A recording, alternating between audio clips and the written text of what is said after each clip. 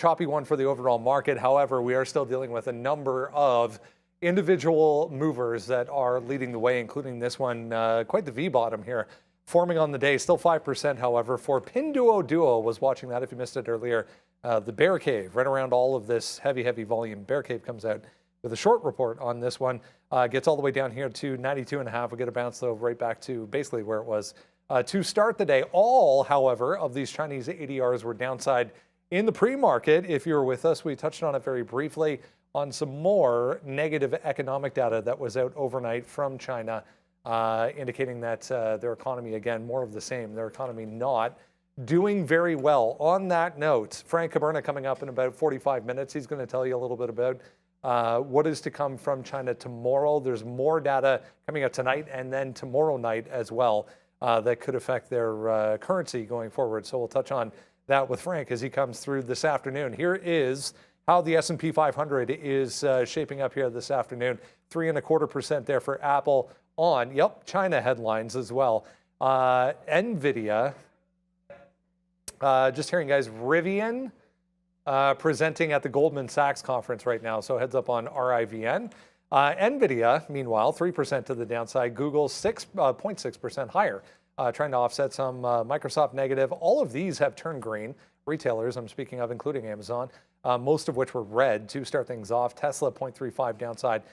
Some pharmaceutical strength as well coming through once again today. This was the note this morning on Apple that we were touching on.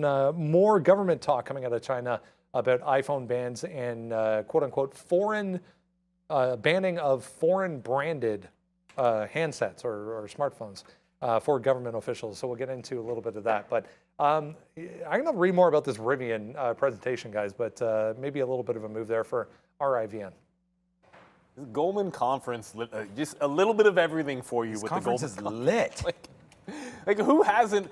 Trader TV should have been at this conference because literally everybody else is at this point.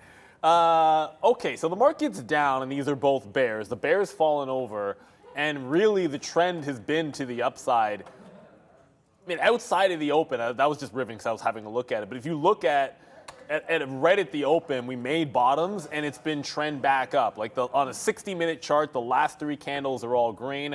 The only short I have is Grom, which Grom's not going to follow the market. Grom was a reverse split that is quadunking to the downside. Everything else is headed to the upside, and probably the most. I mean, obviously, Meta is the most ridiculous bounce because of what happened. But I'd say kudos to Tesla for taking the market on its back and just riding to. It's up on the day, which seemed like that was impossible. Afternoon resistance could break any second now. That's 250, 250. Sorry for those wicks there. There you go. That's a little bit easier to see. 252.5. That was yesterday in the afternoon, the resistance level that held, and you're about to take that one out. So all arrows are pointing up. Heck, man, even the weed names are up right now. They even caught a bid. Everything. AMC caught a bid as well. That's heading to the upside. So it's arrows up. Technically speaking. Holy shit. That's a little loud. I don't know if it's that loud for you guys. But yeah, the market might not go green today, but that doesn't mean the trend isn't now firmly into the upside. Amazon, there was that big seller that got blown up on the offside. I'm into the long there. That's the big tech name I have. Technically, I have some intel left from that 3750, but a wow-a-wee-wa. This is one of those. If we go green today, I would never. I'm glad we didn't make some ridiculous comments because if someone had said, "Yo, Neil, what you gonna do if the market goes green today?" I'd probably be eating a pineapple pizza or something stupid because I would have said that at about 9:30. We're still, it's halfway back. It's unlikely, but the market is a living and breathing I even have a red cup animal. for my. You have a red cup. I got a red cup. But you know what? I almost got to get another coffee because I'd moved to tea. I'm shit on my ass. All right, Meta. So, I mean, what the hell? I mean, this is the thing. It's just stupid because, like, we lost going long the whole way. And it's like, and I don't even have the bottom. You know, like, if we had the bottom, this would be in the $10 club right now, but we don't. So, we're going to have to wait on it. But there it goes. straight up to the upside. Like, we were chasing the long early. We got out of, I mean, there are some outs there, right? And you could see that we took some shares and we held pretty much all the way back. So the fact that it's up now, we just feel very lucky. I mean, we told you that we were having sort of one of those days, and the fact that Meta just went all the way back up to the upside is pretty damn good right there. So we'll wait to see what we're going to do with it, but you know, it's a huge move up. I have no idea what this fall was all about. Meta went top 307, bottom 292.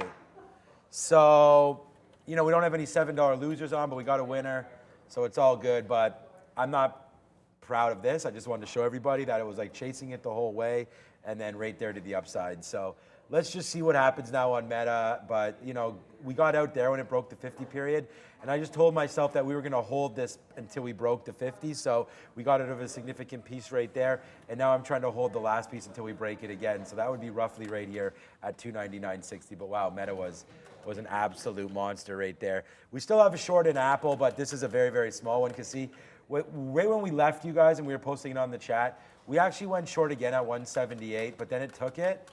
So we got out for basically flat, maybe 20-cent hit. And then once it rejected again, I was like, what am I doing? I know I want to be short this name. So then it came all the way back, and we re-shorted it, and we're still in a position. So if Apple, because we're talking about big tech, if Apple can get back up here to 178, then that'll be a level for me to reload it. But until then, we'll just hold a very, very small piece of this trade.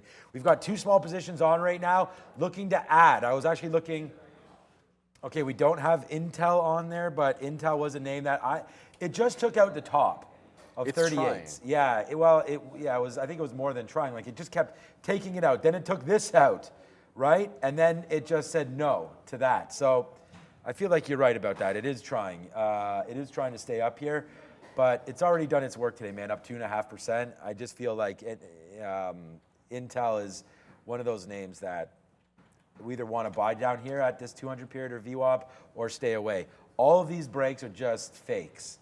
So you keep on breaking 38, you get in, the most it gives you is 3 or 4 pennies, and then it breaks lower for 3 or 4 pennies. So you're either sitting at this, are you in this yet? I'm in, so I was gonna say you're either sitting in it and waiting, or... Yeah. I'm gonna come to Intel for a quick second, because I did take the 38 break, and it wasn't that great. Like, it went 10 cents, and then it stopped out immediately. And then the dip buy has been at 37.5, which is the level on the daily chart. So, you know, that's what I like. This was a triple top on the daily that we've been mentioning for like 3 days in a row now. It finally broke out. I'm not happy with myself for having missed out on a lot of the upward move. You know how strong Intel was in the afternoon. I was long in the afternoon, but yet did not have this breakout. Like, look at 37 top yesterday, 37 pre-market. I had no longs early off the 37 level on Intel, and that sucks. I should have been. Like, the story of my day, I had the long in Meta. I didn't hold it as long, but I lost too much on Meta to the downside, and quite frankly, it was stupid. Should have been way more patient with that. But when there was no news, it just felt like it was going to be a long. It just had to be super patient. I should have been long Intel and Oracle. Intel I am long now, but I don't want to be long at 38. I think you wait for the dip buy. Maybe if we get like a power hour breakout, that's the name of the game. And as I said, I'm only in Amazon after it took out that big size. I'm looking for a dip buy, maybe 37 even, 37.20. Those are the 2 levels I'm looking at right now on Amazon. There's some room for it to go. Like, Amazon's next resistance is $140 on the 50 minute. If the market does get to green today, I know I want to have taken Amazon long a couple more times here. So big tech is not weak, depending on what you're looking at. If you're looking at weak in big tech, I think Microsoft is the best example. I don't know what's up with Softy today. I really don't, because everything else is churning. And Microsoft can't seem to get off the 330 level. It's very strange, because this market has made a very good V-shaped recovery, and it's doing so without, you know, one of the better names out here, Microsoft. Just be aware, so Rivian still talking at this Goldman Sachs conference. Uber now is apparently also talking at this Goldman Sachs conference. So the Rivian CFO saying they have seen significant deflation around battery material prices. That was the comment, again, from the CFO. Significant deflation around battery material prices for Rivian. But now Uber talking. So apparently more presentations than you can even think of going on at the Goldman Sachs conference. It's been a crazy week for this this conference. We were talking about GME on the board there this morning, coming off of their earnings, better than expected. It was interesting to look in the pre-market, but turns out to be a tricky trade today. Yeah, no question about it. Giving up the earlier gains, was up more than 4% earlier in the pre-market. What really stood out to me with respect to their report was the net loss. It was $108 million this time last year. Ryan Cohen was able to really cut expenses and trim the fat. Now we're only talking about $2 million net loss, but that doesn't change the fact that their business model is still in question as more people want to download their games rather than buy them hard copy, Brendo. So we'll see. Sideways action since the open here, guys, for GME. Oddly enough, I haven't looked at GameStop since like 10 o'clock, and really I didn't miss anything. No, it's nothing. Like, it's exactly the same thing that I would have been waiting around for in the early morning, which was, okay, you made a pretty convincing bottom. It tried to break out at 19, 20 is a bigger level, and then made a hard bottom, and it's been going sideways. It could still break out 19. AMC's made a nice recovery and is breaking back out. We'll get to that in a little bit. Like, if this starts to go, if it goes red to green, I think that's when you get excited, because there's your local high at 1885. It closed at 1875. So if it goes green and takes out that local high, it could go squeezing. Let's just wake up when it happens. Like, there's so much moving right now that you don't have to force anything in GameStop, really. But if it starts to go, I have no issues with that. It's still got a 18% short float or something like. Maybe it's more than that. Let me just double check here. Let's get it right. I always like to make sure that we get it's this a little one less, right. maybe. 19%. 19. Okay, so 19% short float. Good one. Yeah, if it were to break out this local high, hold green on the day, not bad, but let's see what can actually happen instead of just staring at it and nothing happens. Allow it to break out, and then maybe you join a move like that. And we'll get to AMC. You can see it at the bottom of the board. All right, not much there. If it's not going to move, it's not going to move. We put down on a sticky note that we wanted $20 for GameStop. That didn't happen, so we're not short that name. We're not doing really anything with it. We're just going to wait to see what happens with GME, but it's been a wild ride, obviously, for the stock and for the name. It had a great couple days. Where's my cursor? Great couple days heading into earnings, and then today's a little disappointing. So is it disappointing? It's flat. Market's a little up and down today, so I feel pretty fine staying away from this name. This is a 5 minutes. I mean, maybe you break 19, maybe you go long. I was still waiting for something up here. It doesn't look like the dip buys. I mean, the dip buy was fantastic early, but we talk about that on earnings. Look at the whipsaw action, 19.50 down to 7. Like $2 worth of range in the first couple minutes. Just very, very risky. This is a 5-minute chart, so the first 20 minutes we went up and down there. I'm going to stay away from GameStop. End. No problem. Let's talk about AI here. Speaking of sideways, choppy action, gapped to the downside, obviously, coming off of earnings as well. Did this actually happen? I wasn't watching this, but what a move that would have been if it was. It mustn't have been. That's a deep print. But as I was mentioning, kind of sideways since the open here off earnings. Look, they beat on the top and bottom line, so it's not like they missed analyst expectations. No, they beat, and they actually grew 10.8% year over year for revenue.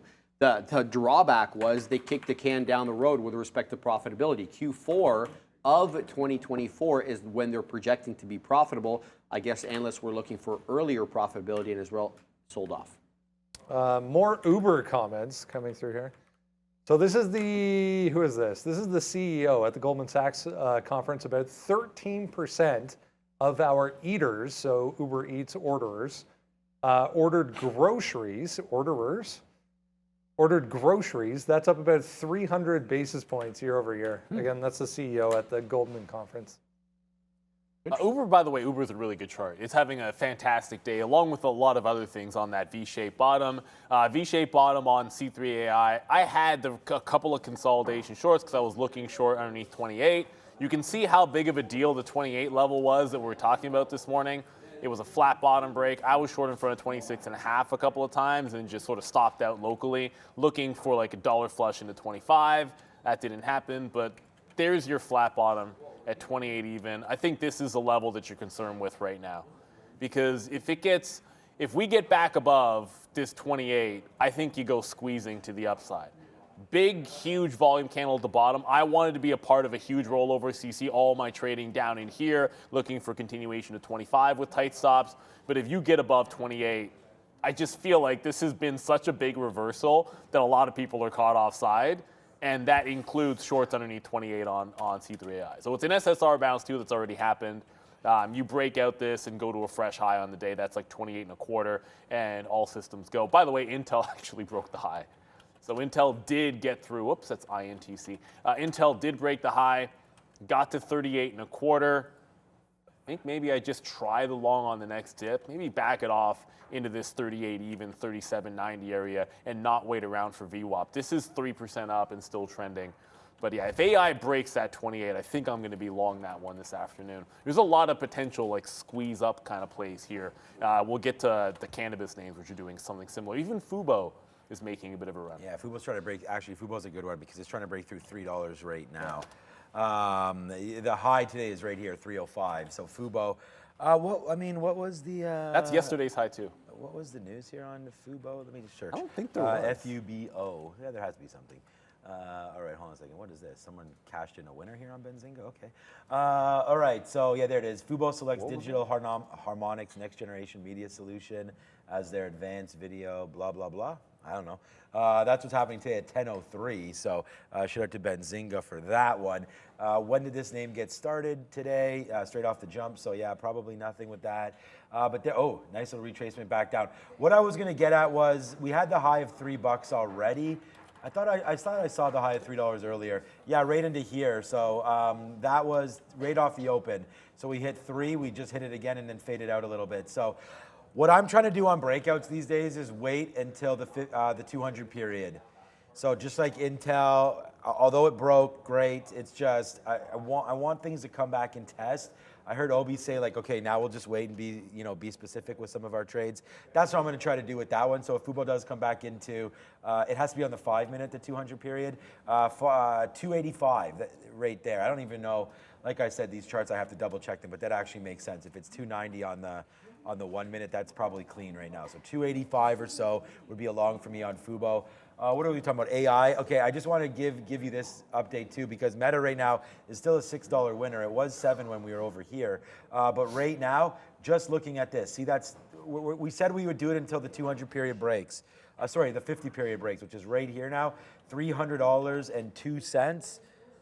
My stop is at $299.50, so I'm gonna have to change that right now. So I'm gonna get in there, cancel my stop on Meta, and put it in for a little bit higher. So a break of 300, and we're gonna get out of that one. That's where the 50 period is. I just wanted to give you guys an update. All right. Let's talk about Tesla. Back to positive here. There wasn't much on it this morning. We were touching on some Cybertruck pricing that was being rumored once again, but here we are, green on the day. Look at that, after the gap to the downside. Yeah, it was a take your pick about which headline you wanted to follow today. Let's go to the screen. They added about 20,000 vehicle chargers at 2,000 Hilton hotel destinations. That's a good look. Also, EV energy storage prices are dropping, according to some analysts. That's another good look. That'll help their margins. Or if you want to go with this one, analysts predict the Cybertruck's price range to come in cheaper than the F-150 Lightning. That's not a bad look either, so take your pick. Yeah, I was just seeing a couple of cannabis stocks the guys were mentioning before. This was right at 11 o'clock when we went off. This popped up in front of me. They were talking about the banking bill, and apparently an imminent agreement is said to come through, or potentially anyways, for weed stocks, guys. I guess we'll talk Tesla first, and then maybe I'll get to CGC in a quick little second. But Tesla actually rolling over a little bit here. The market is pulling back. Tesla was green like 5 seconds ago, and now you're kind of churning red. I still believe this is a good, strong trend to the upside, and I wouldn't want to be sort of haphazardly reversing into it. You're making higher lows the whole way through, so maybe the next consolidation, it would look like a setup for long. But it failed afternoon resistance yesterday. Like, that's exactly where it turned. Like, it made the bottom, went all the way back, goes green, and then rejected where you would sort of expect the first big resistance to be. So that's the real test. What happens when it gets to the back end of this channel at 251? If it can bounce there, I think it could still be a bit of a long. As far as the weed name goes, weed names go. CGC was already making a huge break. I don't know. I had a stop order for 73 that didn't trigger, and I didn't get the fill. And I'm like, why didn't I get that long? So I ended up grabbing some here at 74 on CGC. I tried to add at 75. It's up here at 77. As it's pulling back, should probably take something out. See if we can't get something off of the high of the day here, because it just rejected the 77 top. What I love about CGC in particular is its break on the daily above 70 cents. So it just feels like it's trying to get to $1, and I've been looking for longs more or less every single day. That's why we're in it. This banking catalyst, just another catalyst here. It is down on the day, but the momentum has been up, like most of everything else, in the afternoon. So that's why we're sitting in the long in CGC. Tesla, let's see what happens at 51. If it holds that, I think it's just still stair-stepping to the upside. Michael Noss is sending me a video here. Michael, if you're watching this right now, look, click on anchored VWAP right now. Click on the candle that I want, right? Any one of these doesn't really matter. Nothing's happening when I do that. I'm trying to figure out if getting out on an anchored VWAP from this very bottom might work for, wait a minute. Is that purple line that was just formed there? All right, I'm gonna have to figure this out. Maybe it is now working because I think I just drew it a couple times right there. Okay, I'll figure it out. That was like 5 lines. Now there's like 1,500 anchored VWAPs on there. All right, so I'll double check. I was messaging Michael right now, and I actually said to Neil, can you get it to work? Because I was like, I can't. Because Meta's going to come out there once it drops down. So, all right, that's fine. Tesla.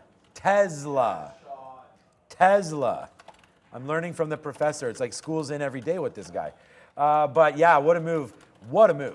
Tesla goes green right there up to 253. Amazing. $10 almost straight up. I mean, there was some dip downs, but look at this 50-period moving average again. Right? So it just followed it the whole way down, whole way up, sorry. Let's see what happens on the way down. It's a very, very strong stock. I don't want to be shorting anything if we're above the 50-period right here on the futures, which we are now below it. So that's a different story now. Maybe we do start to look for a short here in Tesla, but I really like what it's doing. We could play off that right now. I mean, is the market going to be weak here into the close? We have a 252 right there. Maybe we go short right now against that 252. Let's try that.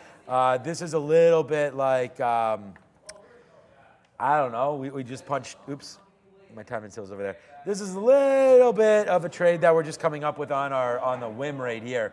But breaking below, and again, if we're gonna follow it the whole way, now that we're underneath, sure, we got underneath there, but we wicked it, right? We didn't stay there. Right now, this is clearly a little bit of a different pattern that we're seeing. I'm not gonna get stopped out on that. Let's get stopped out on this, 252.25. All right, 80 cents worth it. Here we go. So 25, that's 40, what did I say, 80? 60 cents worth of risk. Let's see if we can't get at least 1-to-1 back here into 251, and then we'll work on it from there. But again, a very, very light starter position here, just to see if this works. Here it goes, starting to go back down to the downside. So right there for you live, we're taking this trade. So let's just see if it works. We've done this many times, obviously, on the show. So let's just continue in every single trade. If Meta breaks below, we'll take $6. Ring the Reggie, as they say on that one. And then let's just continue to watch out for this Tesla, Sharif, trade right there. I'll probably average in one time up here near 90, guys. All right, AMC here, 5.5%, chopping around within the range. Once again, wasn't much to do here, really. $8 ends up being support for AMC, down again today. There was just this note that we were kind of pointing to in the pre-market this morning. More options indicating further downside potential here following the reverse split. So negative, nevertheless, again for AMC. Yeah, that 40 million share offering was not met well by investors. Let's have a look at the chart. All-time lows, guys. Even after the reverse split, we were started yesterday off at 1375. We're barely holding on to 8 today with a 771 low. So, just seeing Uber saying advertising business at 650 million. Plus run rate main on track to exceed 1 billion for 2024. So Uber doing good on ads too now, guys. Uber doing very well. Good for, I mean, it's another strong stock. Let's get to AMC very quickly, but there's not a heck of a lot happening here. I had one short off of VWAP. Was working down to the low of the day. I stopped it out just above break even. I said, yeah, let's wait for it to get to like $9 or something before we try shorting it again. Well, it never got to $9. Maybe it squeezes here. Like 840 would be not just like the pre-market high, but then the open market high. Yesterday's lows in and around there. So like GameStop, if it goes, it goes. If it doesn't, we don't have to trade it. We don't have to touch it. We keep talking about Uber and then not showing the chart. I keep saying it looks impressive. It's had a great day, but then everything's had a great day. Up 1%.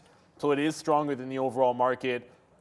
The daily chart's gorgeous for this. This bounce, sometimes if you happen to be looking at this at the open, it dips right into the 50 period on the daily at 45. So if this is like, oh, I trade Uber and this is your stock, you watch it as the market fell on the 830 number, right? When we got the number coming in, the market fell down, and this right at the open was bouncing off its 50 period moving average. That's a good long. But you have to be watching that stock. And then one more, I did mention that I am short one name. It is Grom. Kind of talked about this one as giving up the ghost, reverse split. We're going to look for some shorting opportunities in there. Simple flat bottom break at 5. It just tagged $4. I think this can fill in a decent portion of the gap today. And by gap, I mean, like obviously it was a reverse split. So $3, $2.50. I have a bid in front of $3.50 right now. I think this one could be flush city in here. And we'll get to that S-win at some point, but that's a really untradeable IPO today. I don't understand how these things keep coming to market with literally no float, and then you have a lot of people just holding bags because, you know what, it's ridiculous. Because the people that get trapped on an IPO that goes from like $4 to $12, like there's no institutional money buying this thing when it's above $12. So who's actually getting caught up here on it? Like it has gone from $6 to $12 to $6 to $12 to $6. So just don't buy tops on this. If you have to gamble on it, at least buy the lows where you can risk 50 cents to try and hit a home run. Because if you start chasing one of these, you're just getting destroyed all day long on SWIN. It is off the lows right now, so good luck to anyone that buys it. That's my advice. All right. The chef is in the building, but today we're just barbecuing. I mean, it's nice. It's the end of summer and everything like that. We just took 1-to-1 on Tesla. We talked about my guy over there. All right. Nice shirt, by the way, today. You might hate to iron that, though. All right. So shout out to my wife. Actually, we send our stuff out to get dry clean. You know what I'm saying? But right there. Okay. So down here, we just took it out. So we took out half, just half. I said that this was a little bit of a trade here. Okay, here it's coming back in right now again. So hopefully it can continue to go down. I mean, you know, you can see where we're short 60s. We took it out at 10s, so almost 1-to-1. I just didn't want to sit at 251 flat there, so we got it out there at 10. So there it is right there, a trade that we just put on for you, breaking through the 50. We did the work. We looked at the S&P. We looked at the NASDAQ. We saw what was good with that. You know, we followed our chart patterns, and I just. Yeah, that's right, Red. I am in love for sure. If you're talking about me and Sharif, 100%. But look at this move. Oh yeah, baby, there it is. Let's go. As Tesla right now breaking lower. Shout out to Yannick in the chat. Shout out to whoever was commenting on this trade in the chat. I mean, this looks like it'll be a good one. Let's just wait to see where it goes right now. Almost an instant. We only trade this name one time today, so we missed this whole move up. But like we said, one good trade. There it is right there. We'll see if it could join the Dollar Club immediately on this one in just a matter of minutes. So here it comes right now. It's almost a Dollar Club member. But for Tesla, let's just see if it retraces, man. I mean, we said we'd use the 200 period for the 5-minute chart. But there it is. It's a Dollar Club. I'm not going to hit it, though. We've already hit that a lot today. Let's see how far we can go down now on this name. So in what was 60 cents worth of risk right there, you could have just hit it for 90. Let's just see if it continues to work. We'll be short Tesla right now. Our Meta did come out. That's probably not a great call. Let's just see where it is. Where's Meta? There it is right there. Okay, so there it is. So good call on Meta there as we were able to hold that all the way to there. And again, a 50 period break happened early. You don't ever want to get out of it all when that happens, but it did happen there, and then it just does happen again. So we watch that go all the way to the upside there as well, and now pull back in. So yeah, not bad. I feel bad that we didn't really trade AMC today, but I think you looked at it and there wasn't, well, you know, it did make that bottom again, you know. It was okay. It was okay. It was okay early. Yeah, it was right? okay early, and then, And if you had to have the long. If you were looking for the long, I think you were better off. If you're looking for the short, it was okay. Just a heads up in the chat there, Jason. The second I tried to get the reversal on that Affirm, I did have an alert set up for 22.5. I'll show you why. I mean, this is the triple top on Affirm. The second it started curling, I was waiting for it to set up because look at how strong it's been into this level. So I didn't want to be early. I've been waiting for the wick, and now it's making that wick. So Affirm, green on the day, another V-shaped recovery as always. But let's get to the desk and take care of a little business. A rundown brought to you by Trade Ideas, real-time scanning and alerting used on the desk by everyone you see on the show. See what's moving in the moment. Check out the QR code, bottom right corner of the screen, guys. Take advantage of this if you haven't. Great deal, 20% off. Trader TV 20. Shout out to our friends over at Trade Ideas. That's all. Sorry, it's just we're talking about the AVWAP, and I just have to. We're literally talking about like trying Sean's to just learn. helping. He's helping me with something on my Trade Ideas setup right now as we speak, and I'm back and forth with Michael on it as well. So every chance we get, we've been discussing AVWAP on the. But that's part of why you want to be part of Trade Ideas with us, because it's cool. Yeah. If you're signed up with Trader TV Live, not only will you get the best discounts on the street, period. I've made them promise. Well, we've all made them promise that for sure. There's never going to be a better discount available when you sign up. That's for sure. And if there is, you let me know, and we'll have words. It's with the NOS boss ASAP. Yeah. But also the best thing about it, he may or may not be watching. Oh yeah, fine. Join me tonight. That's a good thing. We'll have Daniel Shea on tonight. So if you guys want to talk about options and things like that, we'll have her on. We're also going to be exploring options live trading on this show very soon as well in our platform. And crypto. Don't sleep on the crypto. Too. Right? Yeah. So we had Natalie Benelli yesterday. Pardon? There was a good move on Bitcoin today. Yeah. So that's part of it, man. We're adding to the platform as we speak. Holy shnikes right now. Let's go. Money, this is already 2-1. Yo, Tesla, what's good, baby? We hashtag real trading. You'll find out why about that later. But there it is right now, man. It is a big move coming to the downside right now for Tesla. The professor has gone to the Tesla gym right now, but you can see right now. Let's see if this pulls back down in. We will get this fill hopefully in the 30s. We'll just take it. Where did it stop? Nobody knows. We'll take out another piece down here very, very soon. As there it is, man. We are done 2-1 on this one, and hopefully you're following what we're doing here because it's been a good day, needless to say. I didn't mean to rhyme that, but that is what ended up happening right there. Let's see if we can get out on Tesla. It's right now 2-1. That's a decent risk to reward. And again, all we did was look it up, hit the trade, and there it is, man. What's up with the manifesto? I mean, that would be something. Let's go. Fill it. We're at 30. Fill it. Hopefully it can come back in. Just one more push down, and we'll get it. And there it is. Mr. Bob, you are awesome. My uncle. And that right there was a decent trade to the downside. Another one, dollar winner. That's what we're doing. And then not only that, sometimes Neil and I save ourselves some money also by making sure we get out before huge moves happen. And we just saved ourselves 50 cents by clearing out of that meta trade as well. And then we're still holding on to a small piece as we talked about it with Apple to the downside. But that Tesla trade, not so bad. That's live trading. I mean, I know there's other traders out there that try to do it, but no one's going to do it like us, man. Right there, there's the call. Put on, explained, put on, and taken right there. I'll be back tomorrow. Well, there's what might be back to lows. Well, it is back to lows. Spoiler alert. Microsoft, we talked about Microsoft being the weakest of all the tech names, down 1% as the market was trying to press higher. This is about to break the bottom. It just bounced off the lows. If it continues this bounce, I think it's just a clear short at 330. Otherwise, look for a 329 breakdown. This is way too big of a dog. I'm going to zoom this out. I apologize for all these wicks, but you can clearly see this is 327 on the 15-minute. That's a big support line. Look at the gap underneath here, whether it's a 330 short or simply this breaking 329, which should happen any second now. as long as the market continues further down, I feel pretty good that this is going to make that break. Just want to make sure I have my stop order in. I'm going to go only on the trigger. I only want this if it makes that fresh low underneath the even dollar. Otherwise, we wait for that 330 up here to grab the short. Microsoft, trend down, don't fight the trend. 327, lots of room to get down there. If the market wants to give this up, I can't see any reason why Microsoft shouldn't get down to that price. I am now into, not Intel, Affirm.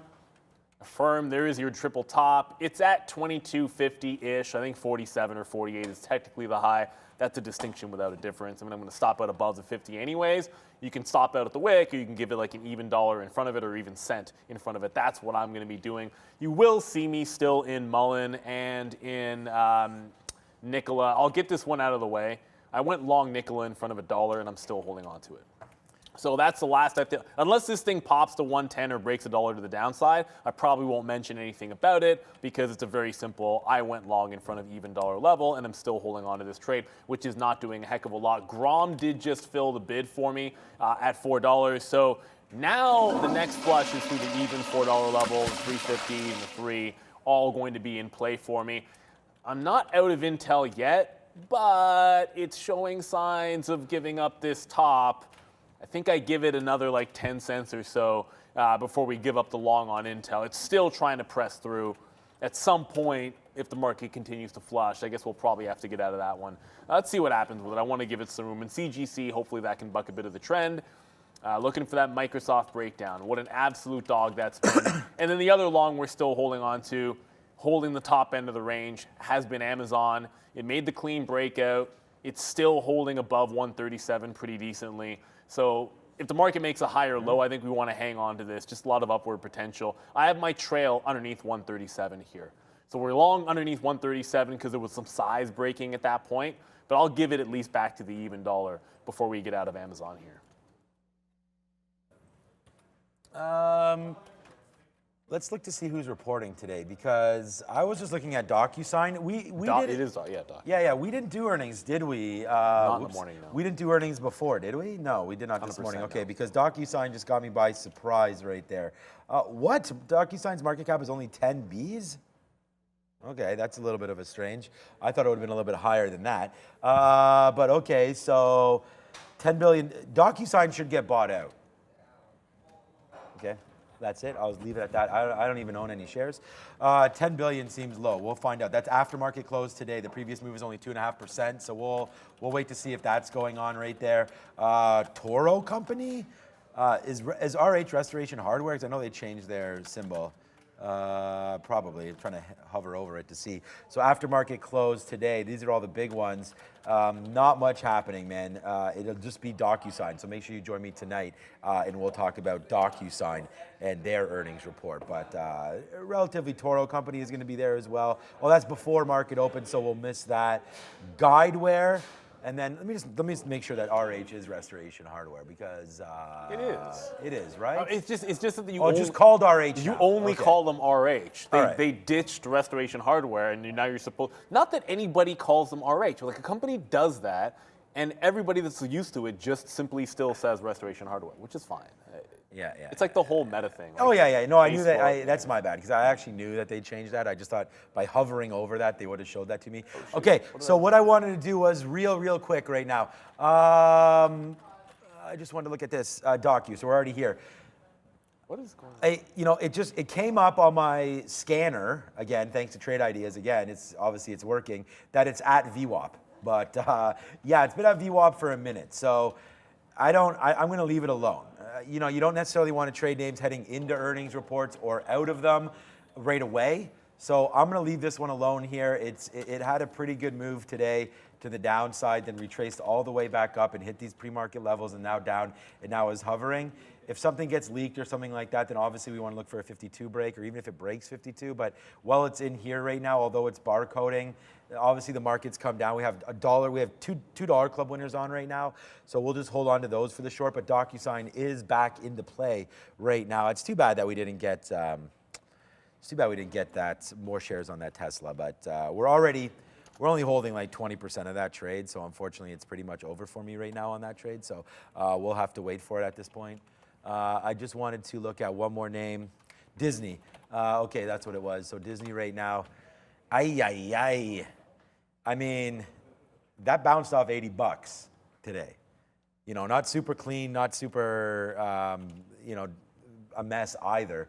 But we went down there, we hit 77, 79, 70, and then bounced up. So I just want to talk about that because again, you know, that's a pretty key level. I feel like if we break 80 again, I don't want to touch it. I want to get short if we're up here near 81. I actually thought there would have been a little bit more to this stock today, and there's not. So I thought a cleaner break of 80, we would have had more of a move down, but that wasn't that. And the reason why it came up to my mind there was that I was looking at it earlier, and it was below 80, so I was going to short it if it was still below, but it wasn't there. So a little bit of a premature talk right there about, I shouldn't say this because it's Sharif's line, but our friend Disney. Our right friend there, Disney. which we are currently going woke and going broke. It hasn't been a friend. As well. Disney's not been a friend. I still own some Disney shares. I'm not really Oh, happy. Nimitz buying HKIT. Unhappy. Maybe we'll get to HKIT. I checked to see what's going on with TTOO because a few people were messaging in the chat about it. I didn't see any news, so if I've missed news on TTOO, you guys let me know. It's up 12%, but that's not that big of a move for it. You know, it's a move before. If it gets above 40 cents, like 40 cents is where the breakout I think occurs here. So maybe that's like a tomorrow type of thing. It's made a decent bottom off 25. So you look at this and say, okay, it has some room to run off the 25 level, but you're kind of chasing it in the middle of a range. So it's kind of going back and forth in the middle of a range. Not that exciting to me when you're inside a range like that. Disney, we were just mentioning there was something else I was about to get to. I already talked about Nikola, got that one out of the way. Affirm is still hanging off these highs. It is super strong today. Like this daily chart, I mean, tells you a big story, but I should even show you guys the weekly on Affirm because this is like Affirm, if it were to break to the upside here, I don't think we want to fight it too much. But if you look at Affirm, and let me just pull the weekly out all by itself.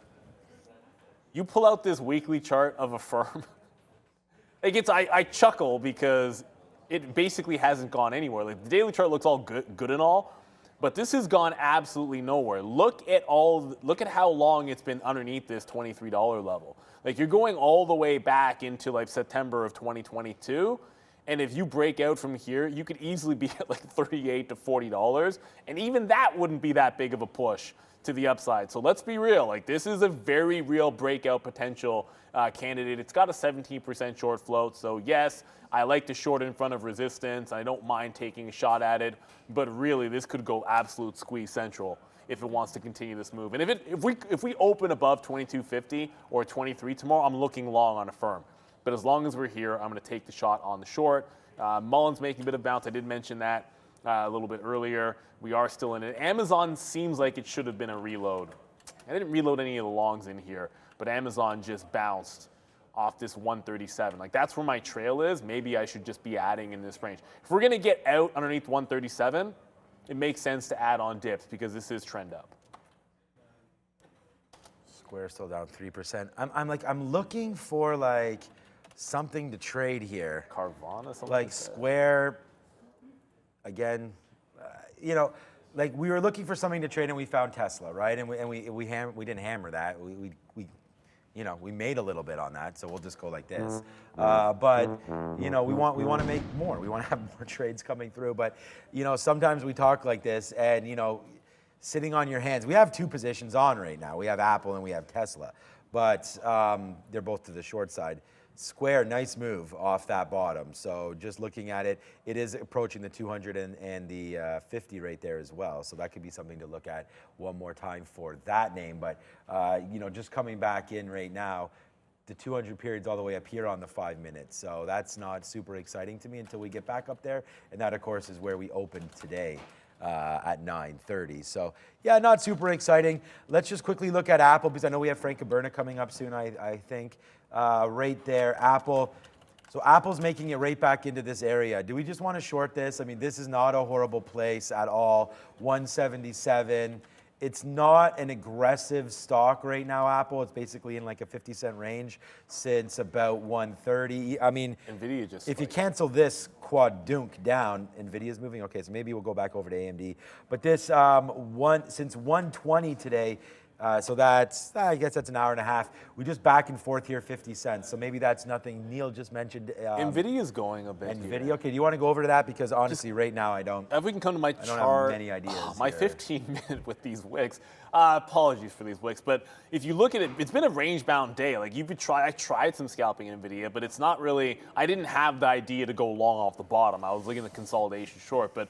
If you get above 60, you're at 61 right now, you get above 62, you have a pretty big gap to be filled in here. We're about to go to Frank. Some of the longs feel like you're about to get a big bounce in. My response to Nvidia would be to say, well, the strongest chip name is Intel. If this takes out the high, maybe just jump back over to that, because I have not done anything with this since 37.5. But shout out to Nvidia. That has been pretty strong, and it just broke trend to the upside. When you break a trend like that, I think you look for the long. It doesn't mean I want to chase it. Maybe you wait for a dip back in there. But you said it. He's always perfectly on time.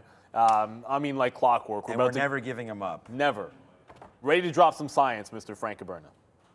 Yeah, he's back again. Frank Kaberna, Director of Strategy over at IG.com in Chicago. I'm just listening in my ear, Frank, to some comments coming through from Bank of Canada Governor Macklem right now, making some kind of in-between statements as far as what happened earlier in the week and then what they're looking at going forward. So I'll keep an eye on that as we head through the afternoon here. But let's focus on China, because we have some inflation data coming out tomorrow for China that could have some implications here when it comes to not only the US dollar, but maybe the global economy overall. Tell us why.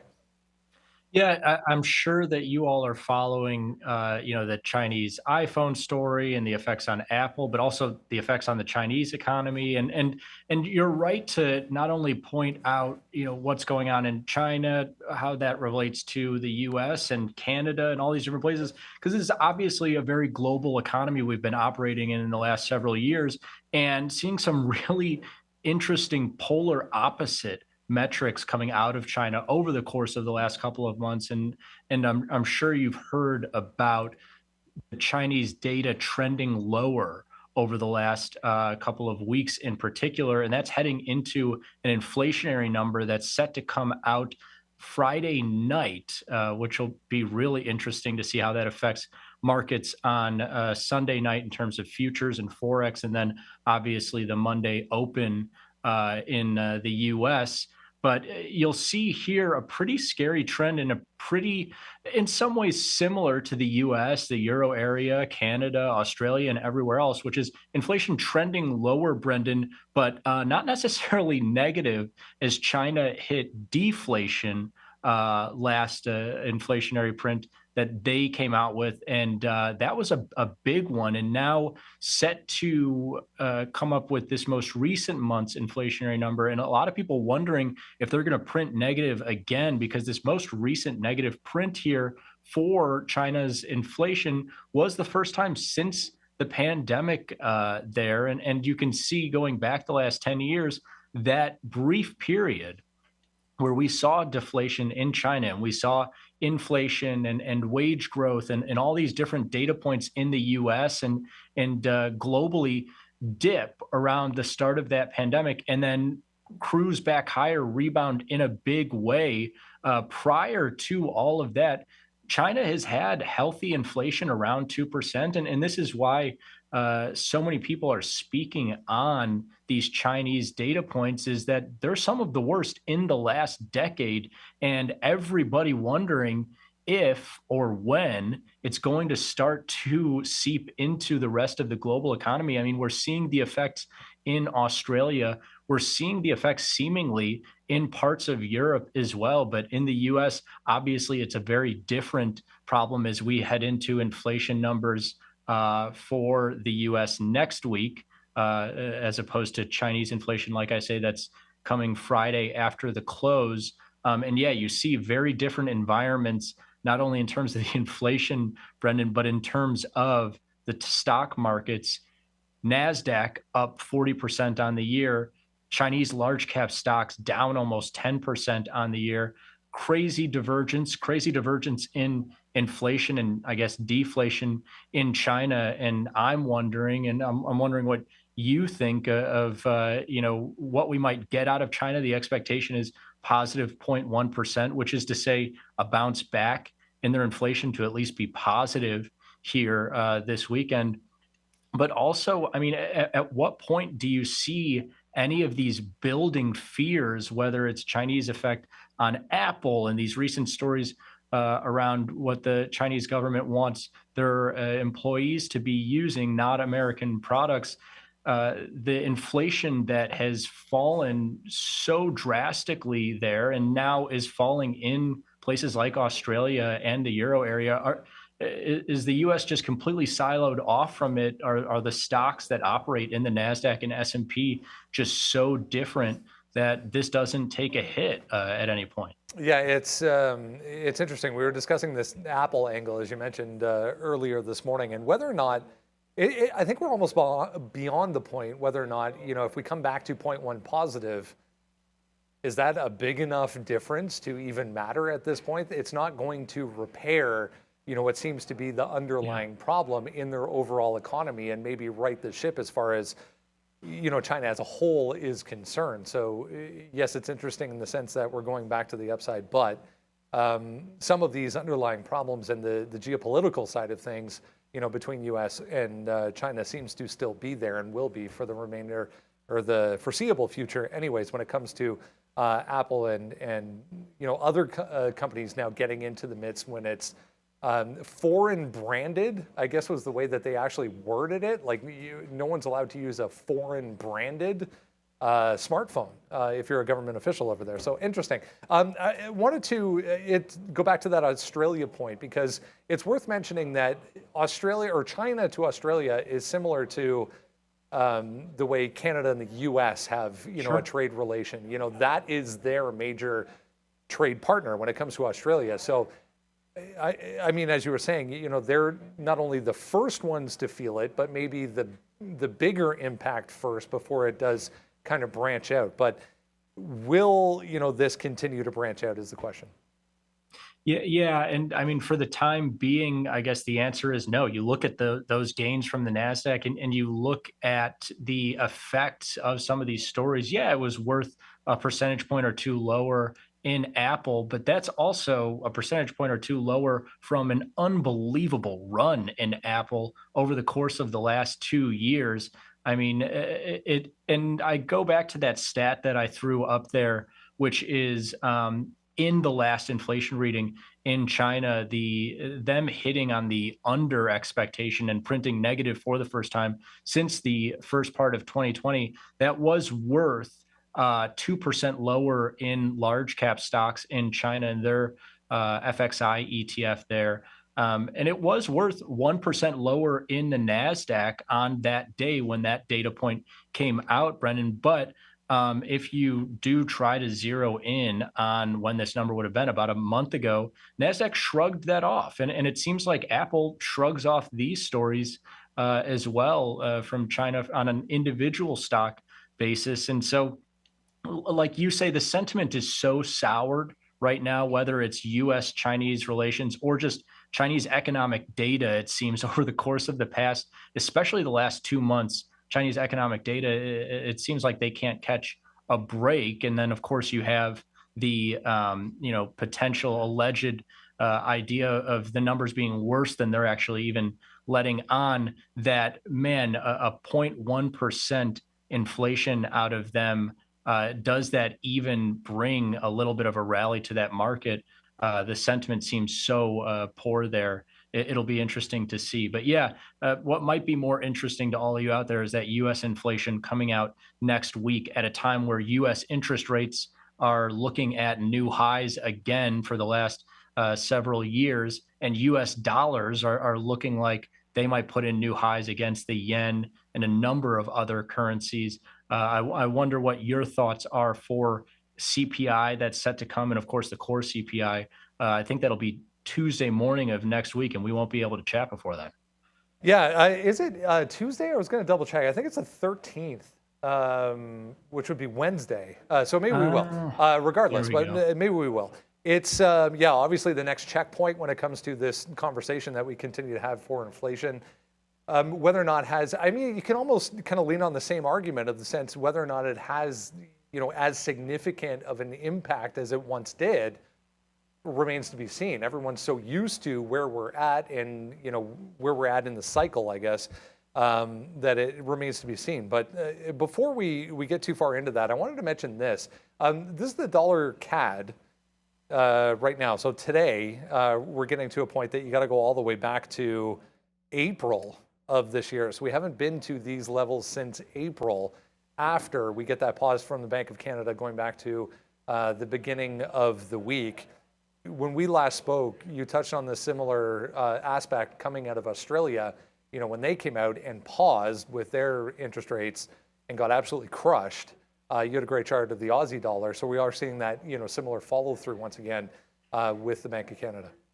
Yeah, it is getting dangerously close to those high U.S. dollar levels that we saw at the end of 2022. I'm sure maybe you don't remember. If you don't, then Frank will run it back here, which is, 20-year extremes that the dollar saw against yen, parity against euro at the end of last year, 105 against the pound, which was a 10 or 20-year extreme as well. And we're teetering right on the edge of that. Aussie was the first one to really get punished, to your point, Brendan, in the last week or so, partially from the Chinese news that's been rolling out and partially from the RBA's hold and rhetoric around the fact that they might be done with their interest rate hikes, especially if the Chinese economy is going to continue to tug on them lower. And then you've got the Canadian central bank today that isn't, lowering rates or doing anything too dovish, but just the idea that, Brendan, they might pause and stop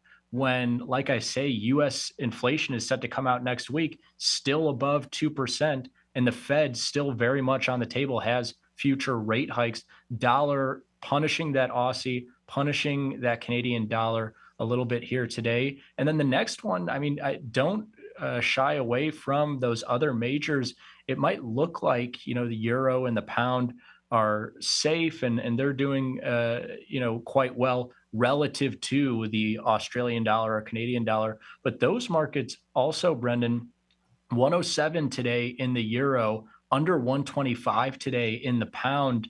Of course, we saw lower levels last year, but those are, in the grand scheme of things, some pretty depreciative levels for the euro and the pound. And then obviously the yen, I don't even need to hit on, but really appreciating strong US dollar here in 2023, when I think a lot of people thought 2022 was going to be the major bull run for dollar. It's definitely back on that trend once again. Yeah, let's put our projection hats on, shall we, Mr. Kaberna? Do we get a 2 handle here this time on CPI next week? I don't see it, man. It's one of those things that, of course, and maybe I should, given my math background, that I should go in there and crunch some numbers and take a look at the PCE data that just came out and take a look at this, that, and the other, but also just feeling it on the ground here in the US, it doesn't feel like inflation is completely out the door. It doesn't feel like, though, some of these metrics are moving lower, especially, this headline inflation has really taken a dive. It doesn't feel like we're going to get that 2 handle print here. It seems like the economy is still moving. I mean, whether you want to look at stock prices or prices for crude oil and energy and food prices as well, we've obviously come off of that peak a little bit, but it doesn't feel like we're down to 2%. Definitely not in the 2 handle for core CPI, which Fed Chair Powell will probably be looking at a little bit closer. With that one, I'll throw it back at you. Are you over under 4.5% on the core inflation print? Yeah, no, I completely agree. If anything, upside, I think at this point, as far as core specifically is concerned, especially coming off that last PCE that, if just to remind everyone, was basically flat to slightly higher once again. So remains to be seen. I did double check. It is the 13th. So I'm actually out next week, but Sharif will be here to discuss with you and tee everything up for Wednesday on Tuesday. But have a great weekend. Have a great week. Next week, we'll speak in a little while. Thanks, Brendan. Thank you very much, Frank. Next time he comes on, I'm just going to punch long. I'm going I'm going long the TQQs, and that's that. It's unbelievable. How many times, you guys tell us, how many times in a row has Frank come on here, A, dropping science, but then B, rallying the market? It's uncanny. I swear to you, like, the market was pulling back. You guys all saw it. Like we were pulling back in. I was like, oh man, I missed an opportunity. And we're gonna get some dip buys going. Amazon's back toward the high of the day. The NASDAQ's pretty much on the highs, searching for a little bit of greenage in there. And Intel, which is the other one we're looking to try to buy the dip on. Like, yeah, we'll get some 38s. Nope, back to the high of the day on Intel. DVDRD43, that is one heck of a name in there. 7 of 10 times I've counted, they say. I believe you. It feels like it's more than 70%. It feels like it's 100%, quite frankly. So thank you very much there. I'm kind of with you. I think inflation's rearing its ugly head back in there. Affirm off that triple top. It's still going. The market made a fresh high, and Affirm pulled back more. So it actually wicked 48, which was the local top. And as the market made a fresh high, it then broke a channel down. I'm like, that is usually a sign for me to like to trade more. You're going higher. I'm like, okay, we'll add one last time. I still have the same exact stop, not really changing it. We'll see what happens. Nvidia still, we're talking about Nvidia making a move. It's still pumping higher. If you come back to the 15, it's now above that 62 into 63. I never grabbed, should have added to that Intel. This is what's moving the market, I think, on this last leg. Like Tesla was doing a lot of the work. Now it's Nvidia that is certainly pressing higher. I do still have that those weed names. CGC is actually continuing to hold higher. I have my next offer is sitting here 77, then 78 into 80. So it's just slowly grinding higher. I know it's down 5%, but sometimes it matters more what the stock has done since the open. It's a bit deceiving to call this down 5%. Really, it's up 10% from the bottom. And I'm just sort of chasing it in the last little bit of this move. It is working, but I am chasing this move. I wish I had it at 70. My next offer is at the 77, which is currently right here, right now. You guys come back and you see me not with Tesla because we got out. So we told you we had about 20% left. So we got it out on the way down, 40%, 40%, 20% for flat. So I just was like, I'm not going to let that trade that was kind of random on the 50 period break. We should have got out on the 50 period on the way back up, but we actually didn't even really notice it. It just took off real quick.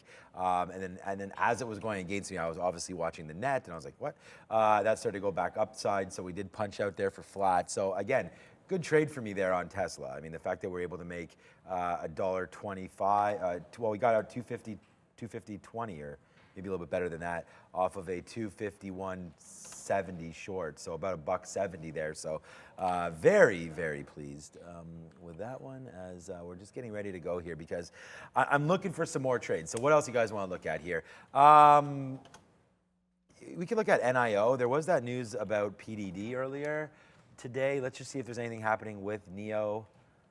Okay, there it is. Again, what's up with this? Oh no, that's just because yesterday. So a big move down today for NIO. You're just hovering right now around 1010. What does it look like on the minute charts? Ooh, that's not a bad break either right there. I mean, trying to go long, it's still down 5%. That's not a bad break at 1010 right there. You're above VWAP. The only thing is that let's go over to Alibaba because NEO doesn't. We want to do something that moves a little bit more than this, obviously, as we get ready to go here. So let's just have a quick look to see if that is going to be Alibaba right now to see if there's any moving possibilities here for BABA. We'll have a quick look at that. All right, so yeah, actually, right now that isn't bad. Right up to the 200 period, right into these levels again. Ooh, I actually like the short a little bit better than the long right now on NIO. That's $90 right there. That's generally a good spot for me at $90. So we'll have a quick look to see if there's anything possible of of BABA right there. That's good. What does it look like on the Fiverr right there? Maybe we should short some Fiverr. Yeah, $90 is okay. You have the 20 period right there as well. NEO's not looking horrible, or NEO, why do I keep saying NEO? Alibaba's not looking horrible right now off that short for 90. I mean, you have the 200 there. I don't mind this. So this is another look right there for Alibaba. The problem is the chart of the futures, right, is very much all the way up. So that's going to be something to look at right now. Do you want to short it or not? Because there's the break back down on the daily through the 50 period. You do have that level right there as well. A little bit of protection upside for Alibaba might be okay. $90. Yeah, that's not bad. Okay, so let's do we actually want to do it though? Do we want to go short right now? I don't know. Are You know what short that made me anything? think? Sorry, when you said, do you want me to short it? In my head, I actually heard you say, do you want me to shoot it? And I thought of that. Are you long, Baba? No, hell no. Okay, good. I didn't want to Well, go against. hell no is not the right way to think about it. Say it. I haven't looked at Alibaba today. Yeah. I know it's probably not looking that bad. No, I was thinking about the Shaquille O'Neal commercial. You know that one? Do you want me to shoot it? No. Do you want me to pass it? No. Yeah. Do you want me to jam? Hey, Shaquille O'Neal would only The dunk guy it. does so many commercials. It's crazy. He'll do absolutely anything. He's All right, hilarious. we'll I love short him. Baba then. I didn't really mean hell no. I just meant I'm not in Alibaba. Yeah, It's just, I did. These Chinese ADRs in the afternoon, every time I get involved with one of them, it just does absolutely nothing. No matter how good the setup looks, it just doesn't move. And a so trade stop. and then like the day you don't have it is the day it's gonna go. I promise you, that's it. Like it's probably fantastic. I didn't mean that hell no in a bad way. If you're long Alibaba, good for you. I just got that 77 fill on CGC. I'm gonna get some more offers out here. It's 306, man. We're flat at the end of the day.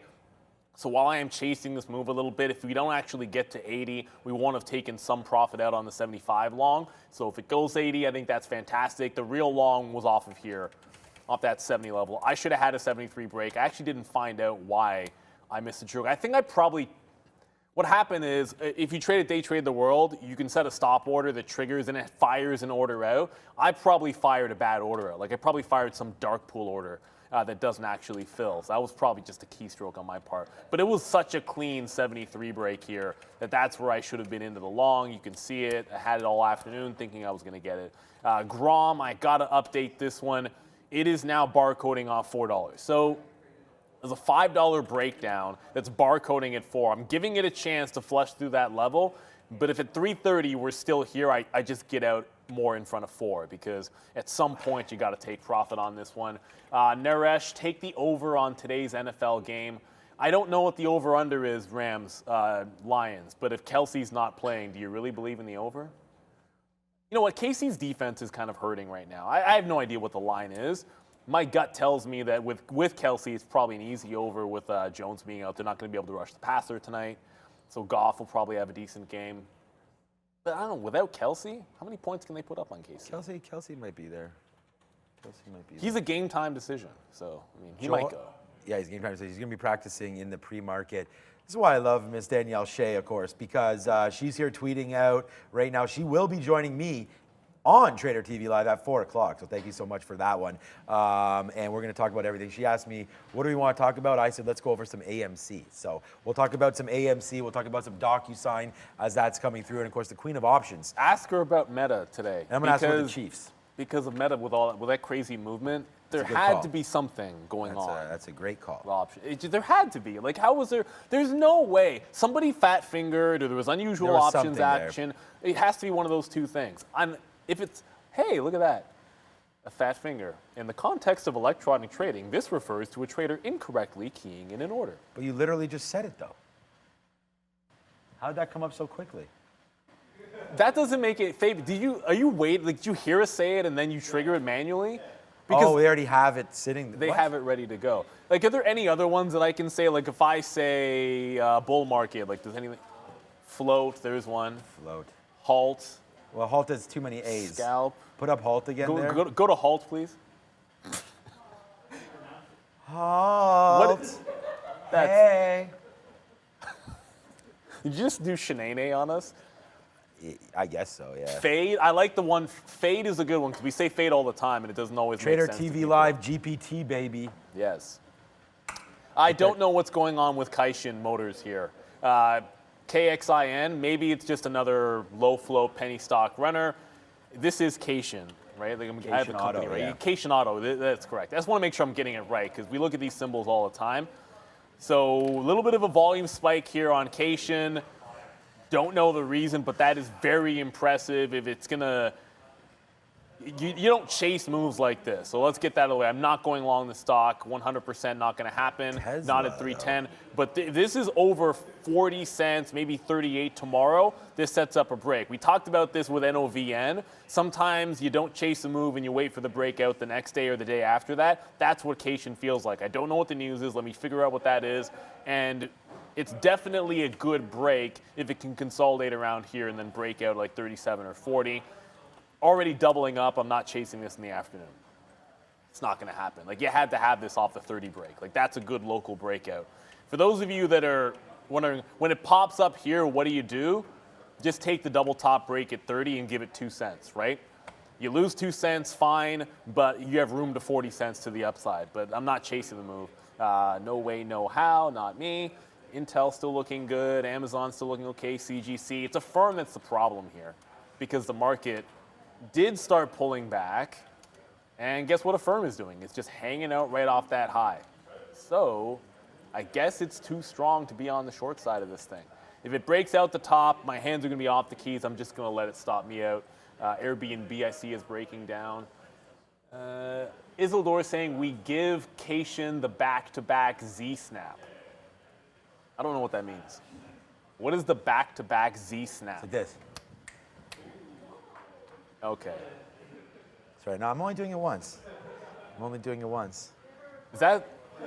I didn't realize that's the name of that. I didn't really know. It's just where you go like this. Yeah. You know. That's the shenane though. Yeah.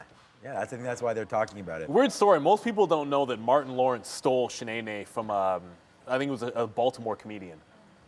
Yeah, there was a dude who did stand-up, and he would end his stand-up with his own character. It wasn't called shenane. And then Martin Lawrence, essentially, he borrowed it. I mean, it happens in comedy. Absolute classic, and then he made a lot of money off it. There goes Affirm. Affirm is now through 22.5. This stock is absolutely on one. Look at this thing today. I got to. This is going wild. I got to say shout out to. If you can't beat them. Yeah, I was going to say shout out to Daniel Shea because. Join them. We talked about Affirm, and she crushed one of those because I was telling her, look at the level there of $20, and then she got some call options into that, and I think she talked about getting only 4 options. It's this level. Yeah, we were talking about this last week. Yeah, it was so golden there, and she was on the show, and she was like, oh, I didn't notice that, and then she did put on a trade there, so we'll have lots to talk to her about as well. But here's Alibaba. We finally put on Alibaba right now. Yeah, well, it's still on you, so we'll just chill out. But no, it's not. What do you mean you're bad? Well, I didn't even notice it was on me, so I that doesn't really matter. We put on this, so we're going to go against $90 right here. I'm going to go against 90.10 up here on Alibaba. It's kind of funny. I think it's not going to work out because the reason why is the market just flushed a little bit since we've had this position, and nothing came through. So this is going to be a slippery slope here with Alibaba. We're only short right here at 94.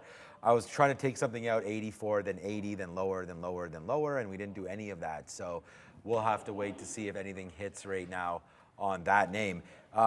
This is what I think about DraftKings right now. I think it's just getting, unless there's news that we missed on DraftKings today, it's quite a nice move to the upside. It's just 2%. There's obviously bigger names on this, but look at this. Since basically noon, it's just straight up. Obviously, I would think that there's something about football tonight, but not. I say that seriously. Like, I don't think that there's a rip because of NFL. Like, it's kind of like you buy the rumor, sell the news. So I mean, if this is up 2% today because of Thursday, then I would just say you just sell it. I mean, you want to buy DraftKings maybe ahead of their next earnings call where they're going to report some of the numbers that are going to come through from nights like tonight. And apparently the World Cup of Soccer for women, I guess it was the World Cup, wasn't it? Yeah, that just happened there.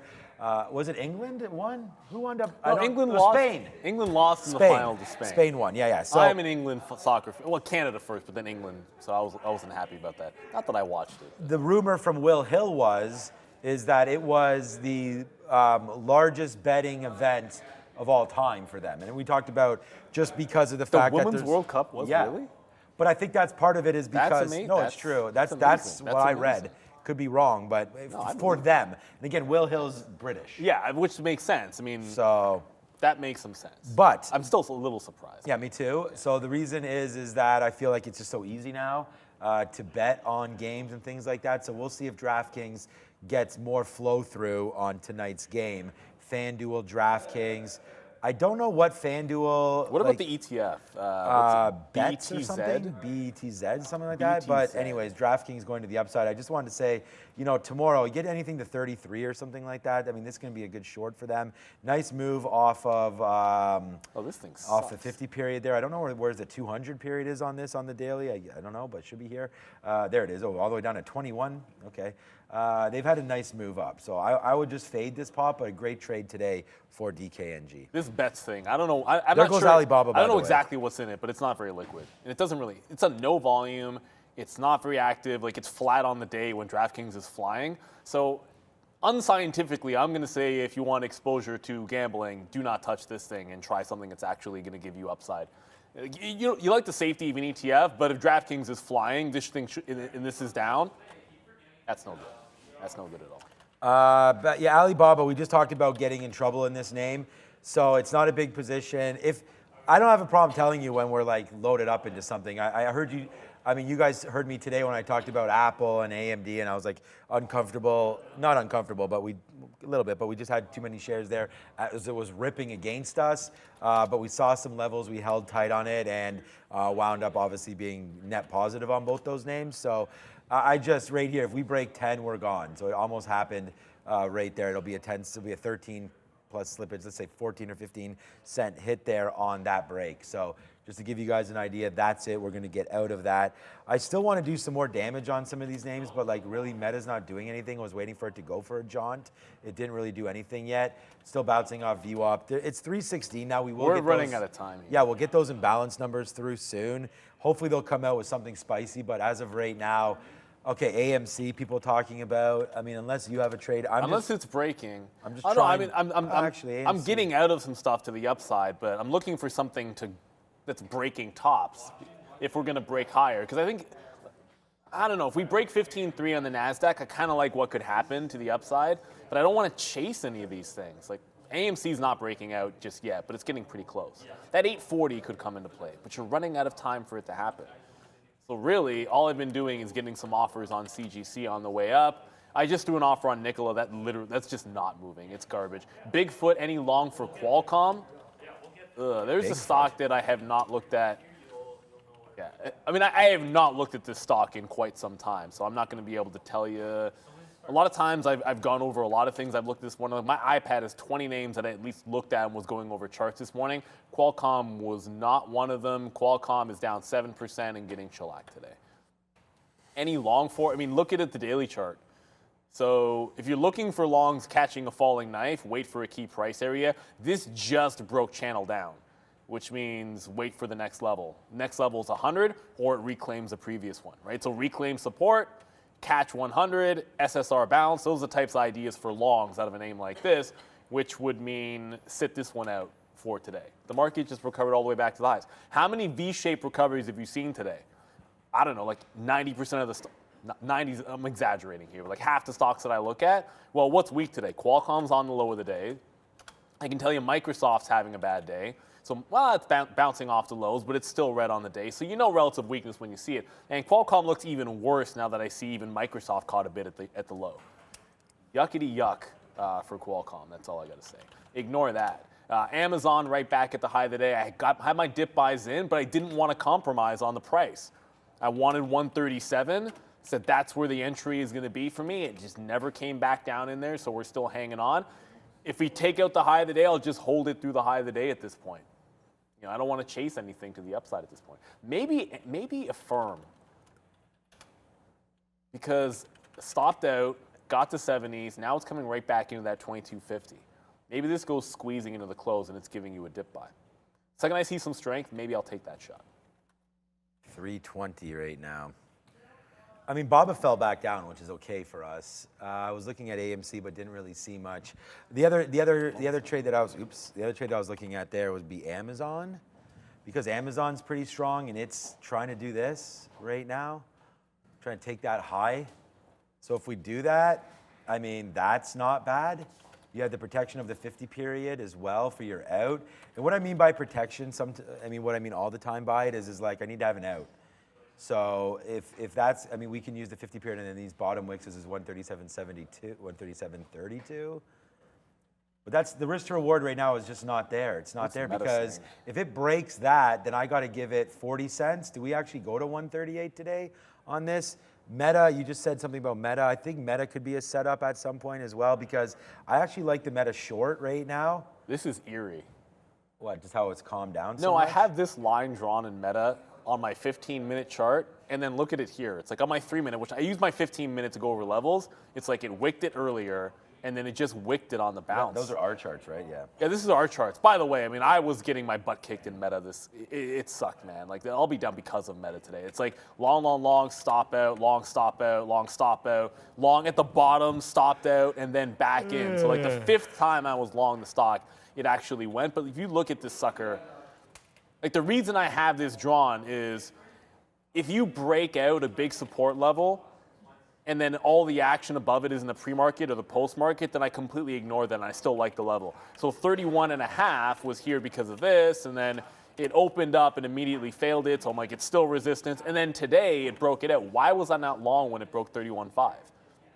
If I'm paying attention, and this is a long breakout every single time, I don't know why I ignored it today. But then on the way back up, where does it resist? The previous resistance. The only times this has been over 301.50 was pre-market, a couple of days ago, and then this morning when it was breaking out for about a couple of hours. So that is still a good line. We'll keep it in there, 301.50. I think that's a short level.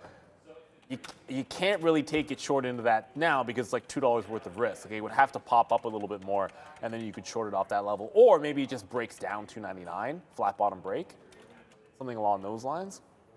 And we never got a reason for Meta either.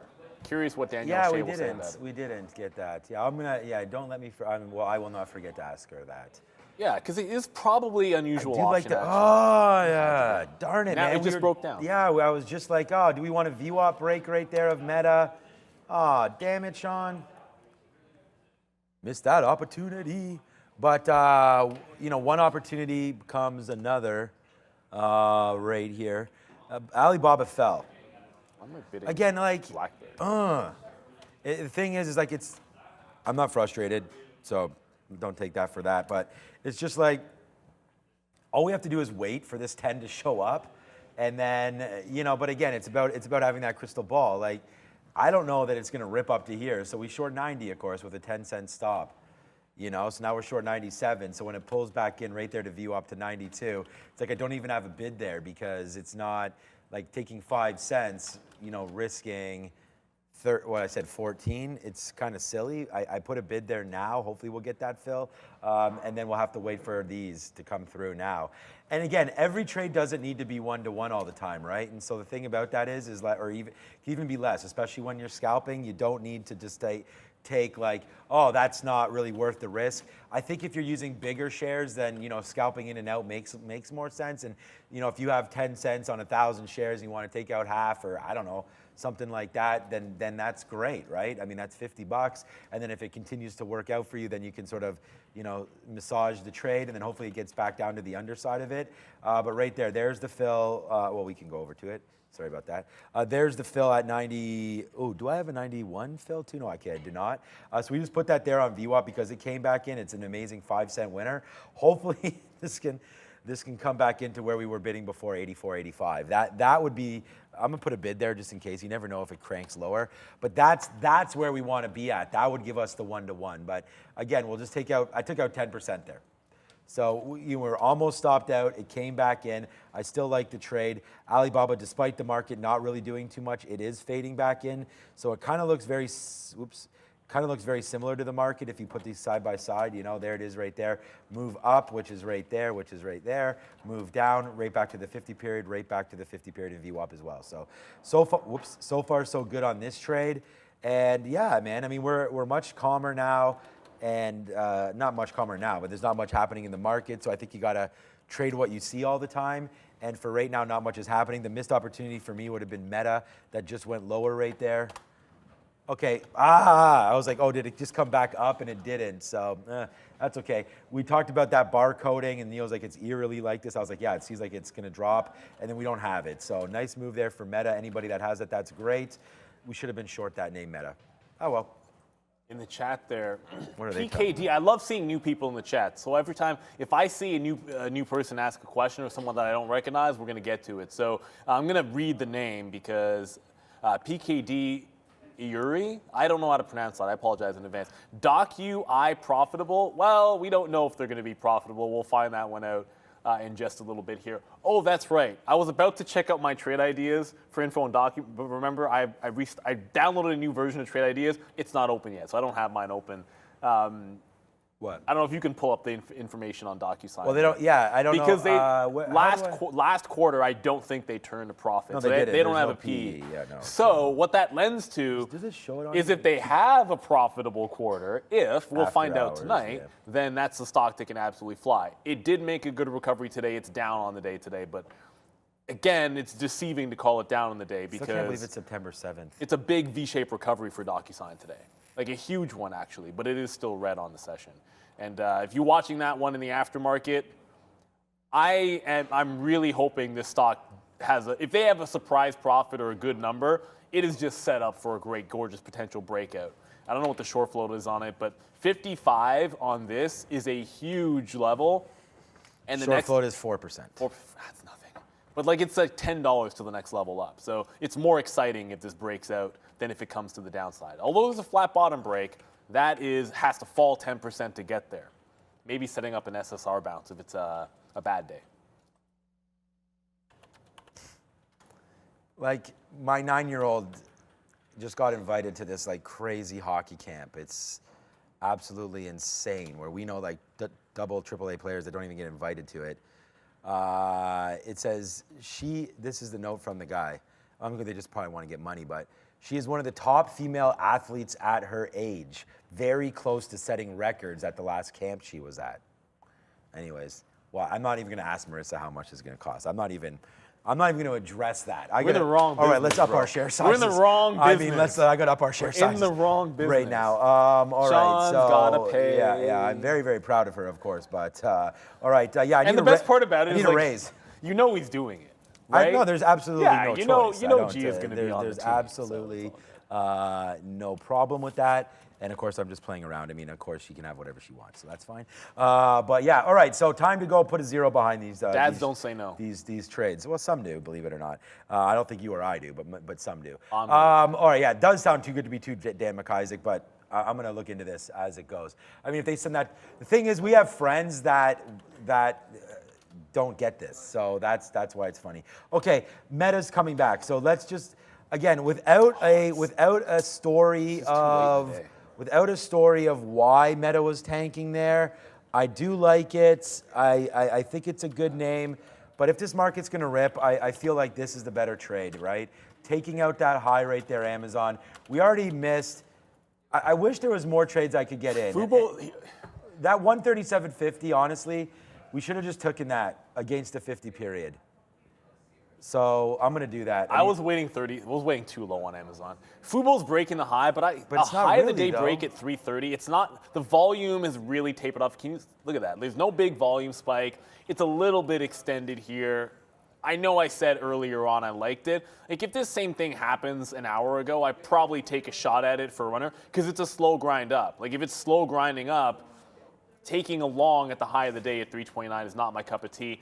Just to give a quick update, Grom is now broken for. So I have another. Whoops, let's go to the 3-minute chart here. I broke that 4. I'm now trailing this to 420. I don't know, for lack of a better place to. I'm not making that up. The last wick was to $4.20. So it's underneath the $4 level, but it's not really falling all that fast. I'm just going to put a trailing stop in there for myself and then hold this one into the close very likely, unless I can get a bid down here. I get that out of the way. If I can get that 350 or 360 area, we'll go ahead and grab that. Even CGC slowed down, not doing much.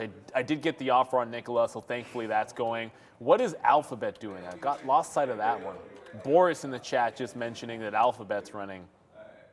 I pivoted, bad pivot. I pivoted from Alphabet to Amazon long, and Alphabet's at the high of the day, up almost 1%. Great day for them. The thing about Google is that never really dipped. On the daily chart, it is not dipped at all. This is very, very strong. When this breaks 140, I think we're all going to have that 140 breakout when it happens, maybe next week. Amazon, yeah, it could be tomorrow. No, Google. Oh, Google. Oh, yeah. Well, I was looking at Amazon 138. Oh, same thing. As Same well, thing. coming into play there. All right. Any kind of a move down here? It's just honestly, man, nothing's really setting up. Let's do a little bit of a. Yeah, we know that T-money. I actually really like Enphase. So the problem with Enphase is the cost to borrow. There's a lot of. It's very expensive right now. Well, Enphase making a move up today. Well, actually, it's only down, but making a move up right now. Like this name is just gotten crushed. Enphase. When are they reporting? This is another name, again, another high-flying name that was really great during COVID and during all the talk about, Build Back Better and all this kind of stuff. Of course, Enphase is in the, semiconductor, but it's for global energy, design, development, manufacturing, sale of micro-inverter systems to the solar industry. But again, these are very, very expensive, and companies, in order to employ this, needs cash. And right now, as we know, it's a year of efficiency and so on and so forth, this has created a big move down. I got to do more work about this, but I do feel like there is an opportunity to buy some Enphase at some point during my life, and maybe even right now. But that's a nice, huge move to the downside. And if you sort of zoom back, we're back at this level that we just broke. So I kept on talking about this on the after show and was like, watch out for this 130 level. But now, to my chagrin, it has broken lower right now. So that's not a great style play there for Enphase, as it just continues to make moves lower. Once it broke that 150, it was kind of game over for that. I'd like to see it get above the 50 period before we do anything.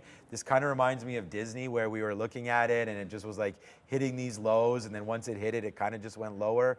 So you are at some of these bottoms. I can't blame anybody for trying this down here at 114 or 115, but that seems to be way low for Enphase right now. And the name that's it is producing better is First Solar than Enphase. So that's a name that's been holding up a little bit better on the daily and not really near like multi-year lows for Solar. So again, I know they're going to be different businesses, but this one looks a little bit better to me. Enphase might be worth a trade for sure.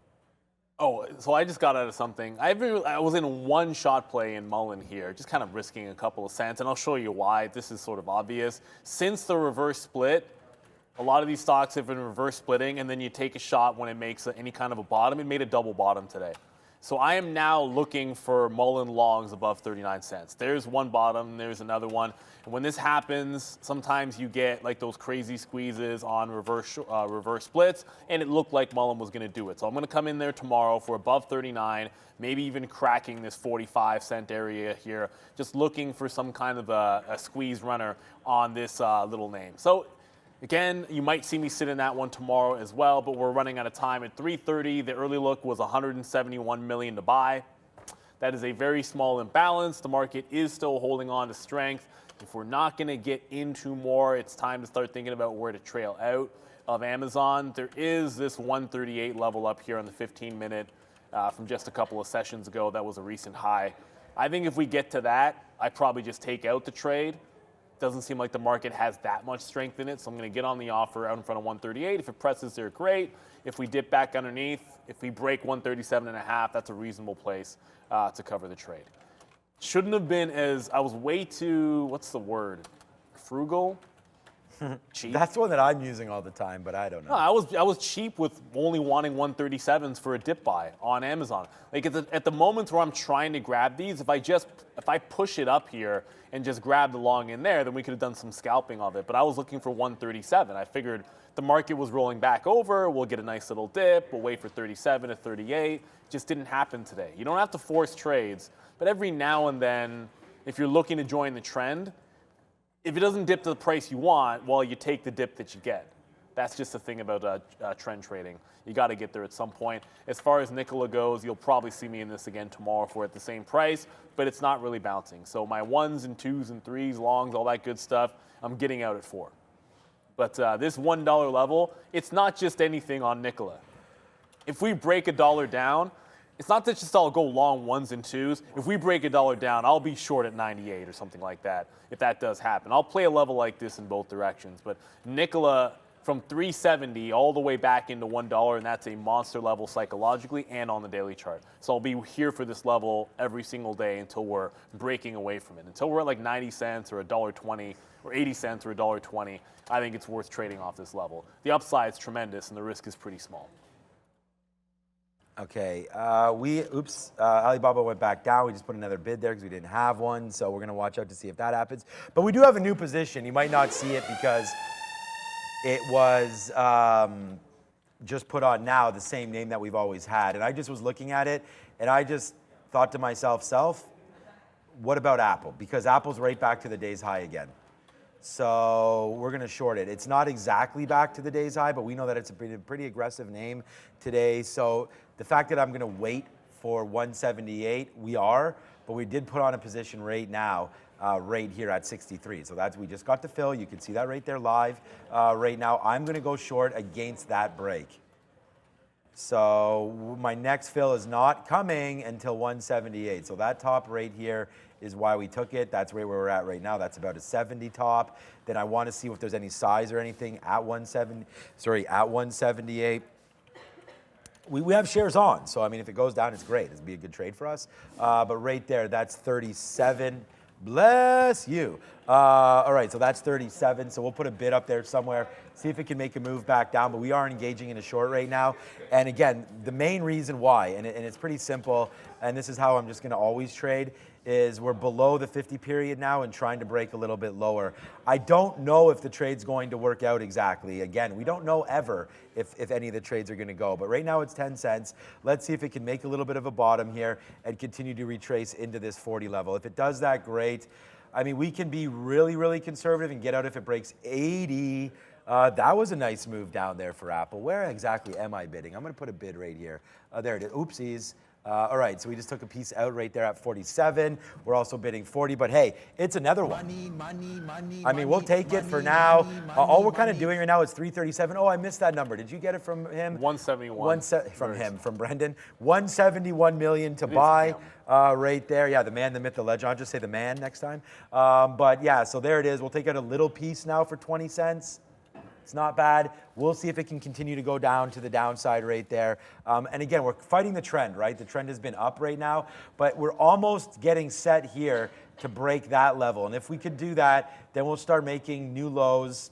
It's not really new lows, but just in the trend, it's breaking. So we keep on going. There's the bottom, there's the new bottom, higher bottom again. So I just like to see it break. We just tested that recent low. Let's test that recent low. And if we do that, then I feel like a retracement back into VWAP is probably likely. So let's just wait, man. Apple, we just took advantage of that as it went to the downside. Let's see if we can continue to do it right now again here on Apple. So that's gonna be my play. Again, light amount of shares right now, even just got lighter. We're gonna average this at 178 to get the proper risk to reward. Yeah, speaking of that, it's now 3:38, so CGC, which is, again, like one of the few things that we put on in the afternoon, like there's been CGC, was already in Amazon, quite frankly. We put on Affirm, but it just cannot seem to break out that high. So every time it tags the high and finds resistance, I get more shares out because we're running out of time. It is a pretty clean move to the upside.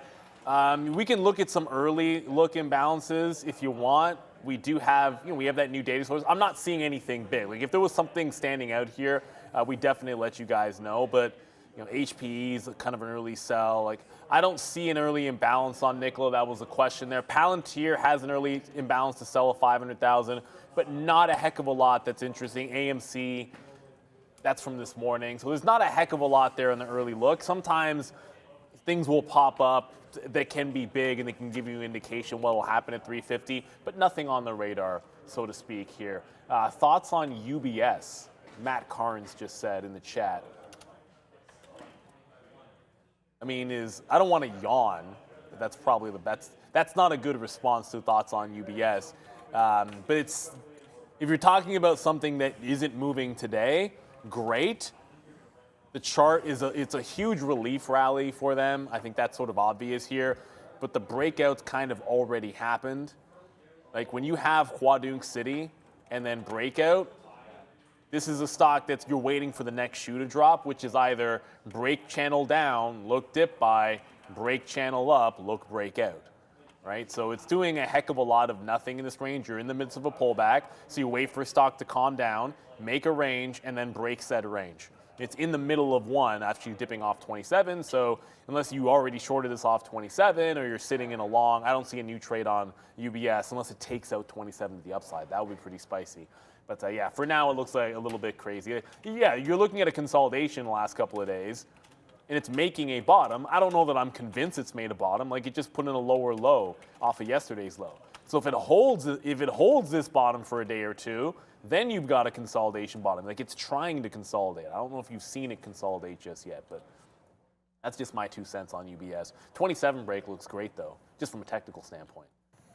Yeah, good question. Good look there on that one for sure. All right, so we do have a little bit of a buy imbalance there. I see that right here. You have a very, very similar idea that I have right here. DJK, Apple, I'm staying short, not considering a cover. Well, I am considering some covers on there as well. So we'll have to wait. Am I chatting with Warren Buffett? What should I? Nah, I'm not. I mean, I'll just do that. He's not actually calling right now. Normally he is, but because you asked, I'll just hit that for you. No, I'm not. We're going to go short now. Warren Buffett probably buying all these dips down, but I don't think, he's made some calls on the home builders. They've fallen down a little bit as well. Most of Warren Buffett's calls, FYI, are going to be longer term calls. What? Yeah, I know. Damn It's amazing, right, how that happens. So I don't think that we're overly concerned about, people coming in and buying Apple. We'll just trade on, and that was just probably just a joke anyways about Warren Buffett, but we'll just wait to see. Like, we'll trade price action, and as long as it's here right now, we'll keep doing that short. I'm not worried about this. We're kind of just trying to stack it up right now on some of this. So let's go to Brendan, and we'll see what happens with Apple. Pretty ugly day here for GM, guys, but trying to bounce as we head towards the close. Just breaking back to the upside, I was just reading this interesting article on this thing, which has no steering wheel and is going to replace their current robo-taxi. Apparently, the regulatory body hands out 2,500 licenses for such vehicles every single year, and this decision is to come just days away, apparently. So GM looking to mass produce this thing, which has no steering wheel. They need something. I didn't think you could approve those things. I know you just said that they're looking to get approval, Yeah, but that seems... they need some kind of a positive catalyst. It's not been good. They actually, I think there was significant amount of progress made in terms of the contract for the auto workers. Yeah, I tweeted that out today. Yeah, so like that's good news. That's not bad news, but GM's not exactly having a good run of it lately. Just because it happened, I'm just going to throw this out there. I showed Sean this, but he's like, whatever. Remember we hit the Warren Buffett button? Not making it up. The button got hit for the Warren Buffett call, and Berkshire Hathaway popped off the low about 70 cents or so. So not a bad move for Papa Warren there. Doesn't really matter. But oddly enough, yesterday when Apple was tanking yesterday, Berkshire actually had a pretty solid day. I don't know what's going on with the data here, but you can see like Berkshire was climbing all day long when Apple was tanking, and actually ended up pretty strong, which is a bit weird because, I mean, it's like half Apple. That's all they own is Apple. Not all they own, but you guys know exactly what I'm talking about. It's a bit crazy. You don't actually get that. What that tells me is people that are fading Apple right now, it's all short-term stuff. If people believe that Apple was going for a real long-term dip, Berkshire would not be holding up the way that it is. So that gives you an idea about the whole buy Apple, own Apple, don't trade it idea. We trade it because we're day traders. We're at 345. This is ridiculous. This is like the slowest grind up. Does not want to break the high of the day. Again, we reject the high on CGC. Amazon is absolutely flying now. My offer is out in front of 138. I think we're going to get tagged. Should have bought the dip. Waited for underneath 137. Like, I draw this pretty line. I'm like, I'm buying underneath this line. And then you should have bought in front of that line, Neil.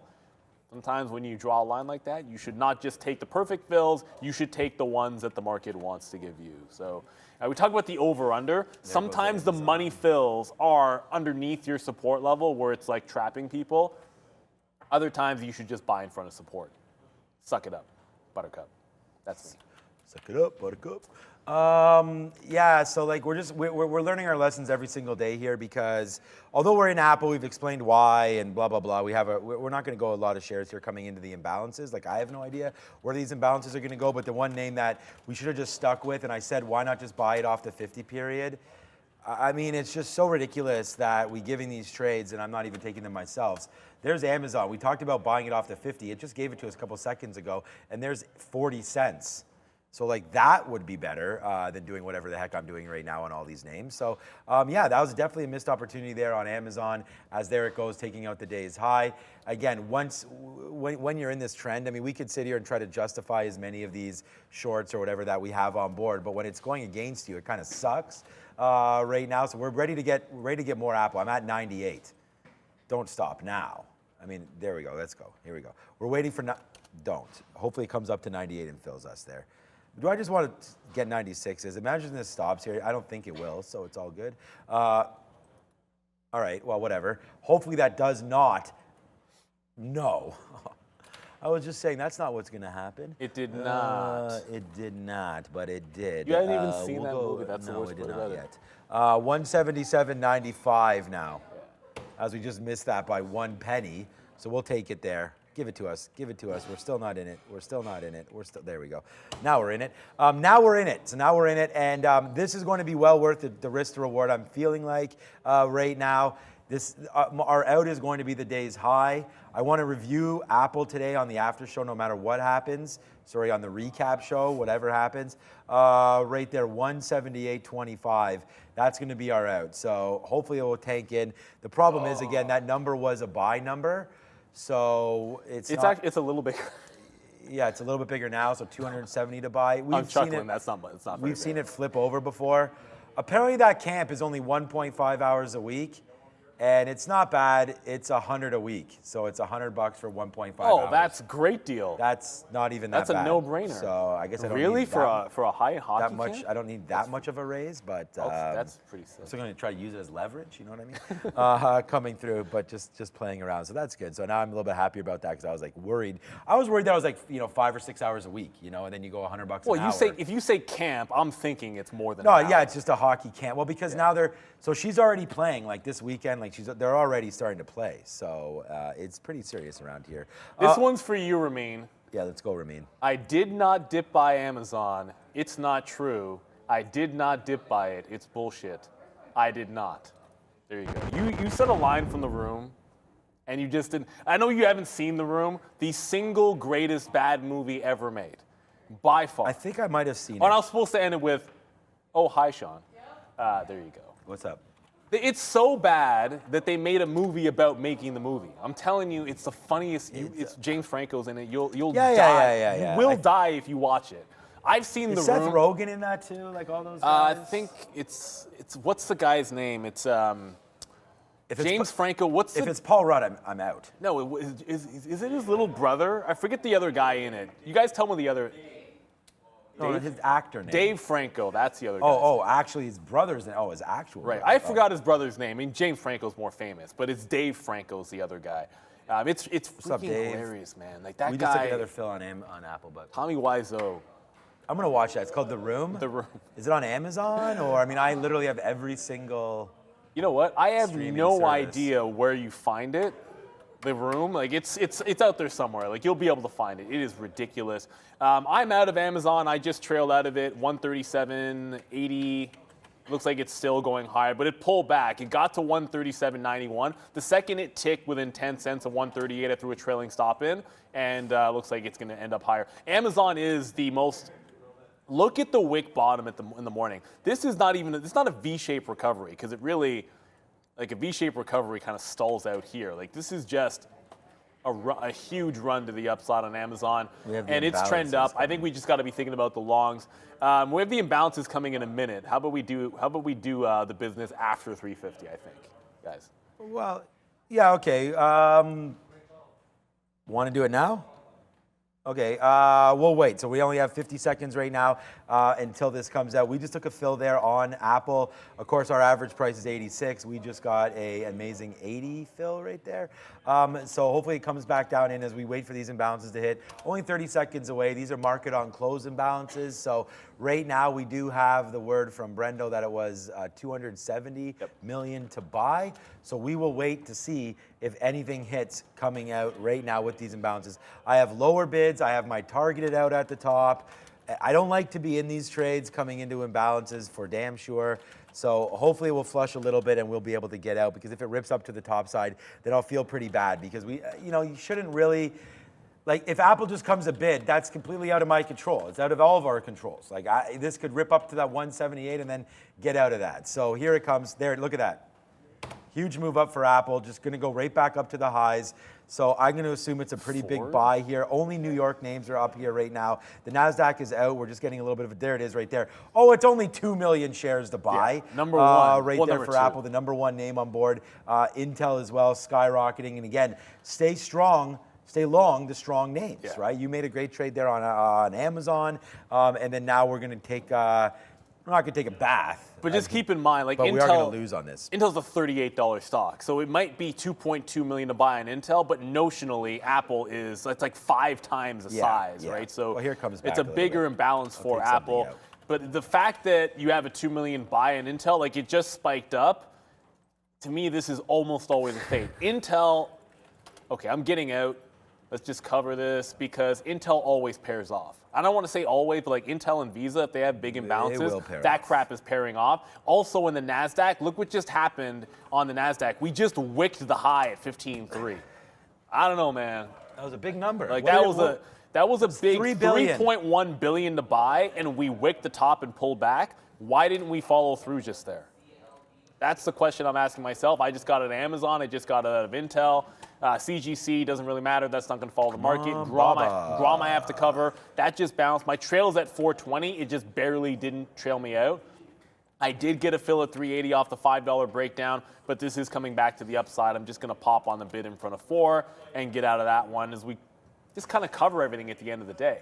Why didn't the market sustain that move up on a $3 billion buy imbalance? It's like shake everybody out of the long at 350 on a huge buy imbalance. I guess that was the story. I think it's just what you said there, is like now the bounces are out, so it's a shock to the market. Everybody sees them, and now maybe it's time to fade it out a little bit. I got some out for flat, well, not even for flat. We're short Apple at 88. Oops, I was looking at Alibaba because, I'm also short that name, and that doesn't appear to be working either right now for us there on Alibaba. But Apple, so it just pulled back in. We got some 90s there on a pullback in. So I'm just going to do some damage control here. What the hell? Hopefully we do not... I don't know what that was about, but hopefully we do not hit that top, but we came very, very close to it, and it looks like it's going to try to go. I'm waiting for a reversal at 350. Here, let me put the imbalances back up for you guys. At 350, they'll flip again. 355, sorry, they'll flip, or at least that's another pairing event coming through at 355, so you should be able to see a lot for that. So let's go over to the desk quickly. Brought to you by IG.com. Trade Forex pairs like Euro USD with spreads as low as 0.8 pips and zero commissions at IG. Terms and conditions apply. So, Brankles just sent me this, and he's like, I on Q. It's so blurry. He sent me a screen grab. Essentially, he was long at the bottom. So what I'm going to do is I still have a little bit of CGC, but if it breaks a high, fair enough. I have a trailing stop on it. But there was some ridiculous, and we talk about this all the time, and in this market, you have to respect these bounce plays. IonQ, load, PC load letter was another one of these SSR bounces, where once it gets down 10%, you're just looking for a convincing low. Look at that double bottom. So it gives it to you one time, 16.7 to 17.3, breaks the low, on volume, big volume wick, and then immediately recovers, stair steps to the upside. This is what you're looking for. It's like long off here. He sent it to me because he was long off that bottom, and then he's mad at himself. But he can say that all he wants, because this was the one. Novavax was the one. Look at it break the morning range low right here at noon. It breaks the morning range low, immediately rejects that breakout, and then look what happens when it recovers. That's 875. You don't like 875 and a 925 with 5 cents worth of risk? Then I don't know what you're looking at. There's all these plays, man. Charge Point this morning went from $5 to $6 on an SSR bounce. These are coming fast and furious as the market is obviously a lot of these beaten up stocks are down like hundreds of %. So when they catch these 10% down moves, it's nothing for it to regain like 5%. Let's get to some earnings because we know we have a big one here that you'll be talking about. Well, okay. Like, why is it so big? DocuSign is arguably, I guess, the one that we care more about, but RH is just taking up the entire thing, I suppose, Sean. Such action tonight after the close. So we'll be there with DocuSign again, only $10 billion company, so we are expecting a little bit of a move for those guys. Kroger. We'll have to check out what. Oh shit! Right there. What a fake out. Now we.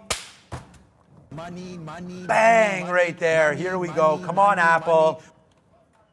Bring the pain right now as Apple coming back in. Wow. There you go, man. Sometimes you're lucky to be good and good to be lucky, and there it is. Quadunk, we talked about that. What was going to happen at 355? Like, again, trading manifestos, baby. Like, we could write one on these imbalances, that's for sure. I'm just going to get out right now of everything, hopefully on Alibaba for a profit as well. I don't know, maybe we won't be able to get out of Alibaba for a profit, but we definitely just hit Apple. And yes, sir, let's stack it up there on Apple as that just fell back in. Look at that. We got a great fill. Now we are out of Alibaba. We got a good fill on the bottom. This is amazing, like 3-cent winner. I can't believe how wicked that was. And then there's Apple. Let's just clear it all out right now at 81 if we're able to. And there it is, man, or whatever price we just got. It was 81, actually. There it is. Oh, maybe I should not have got 81 as it just came back in. But there it goes, man. There's the reload. There's the short. All is well in the Katina household right now. We'll finish our day at the highest spot we've been at all day. So, wow, that was good. Hopefully that will happen for me more often because sometimes we do lose. And I don't think it's a good trade to take those trades against yourself in the imbalance. But we knew we had that Apple high, so that was a pretty decent one. Glad to take it. Thank you so much, everybody, for watching. I'm going to pass the show over to Neil, obviously, now because we only have 3 minutes. I'm going to get up there. I'm going to set up. We're going to talk about DocuSign. We've got Miss Danielle Shea coming on. So join me for the recap show immediately at 4 o'clock. I believe Kat or Ramin will ring the bell for you. That should be really exciting. Take it over, my guy. Quickly, who do you think tonight? It's 4.5. I'll go with KC in the home team.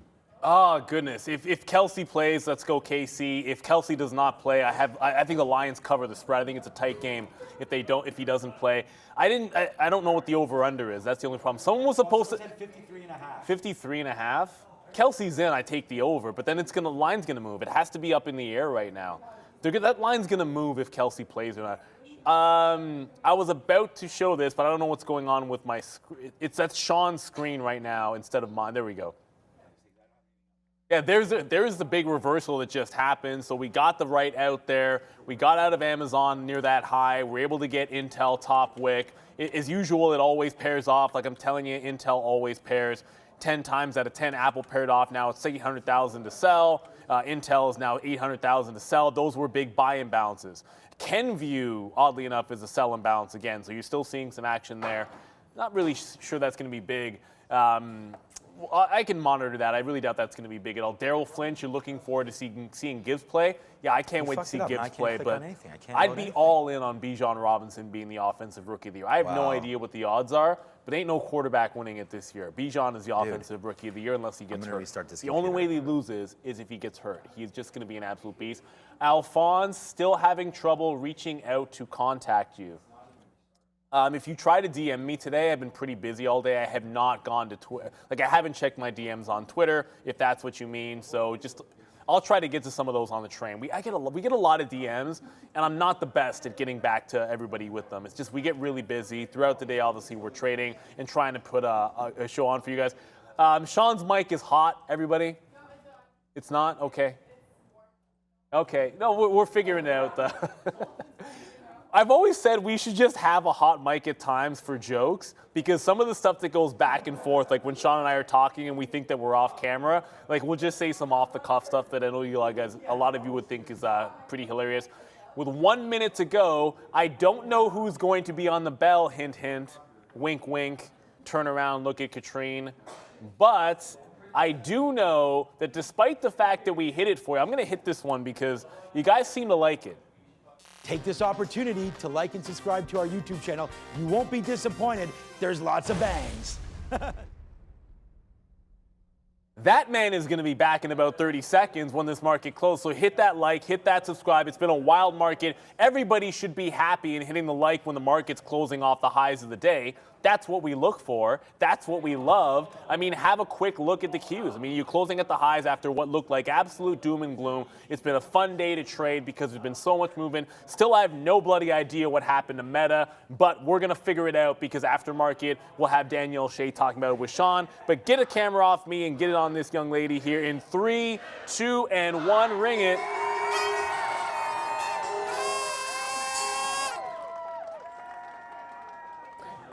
Aren't you not supposed to wear white after Labor Day? Is that how, like, isn't that like a thing? I have no idea. But Katrine doesn't care. She wears all white whenever the heck she feels like it. Looking fantastic. As I said, it's about to be an absolute banger. There may not be a lot of earnings, but trust me, you want to tune in to hear the discussion about the review today, and specifically with Miss Danielle Shea. I know she's going to talk at least a little bit about Meta. That was a wild move. I'm sure there was some options action in there. So without further ado, let's get out of here.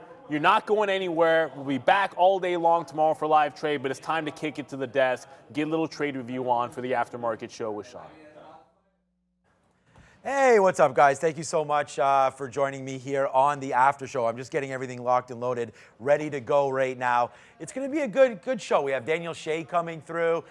We have Apple to talk about for a trade review, and we have DocuSign getting ready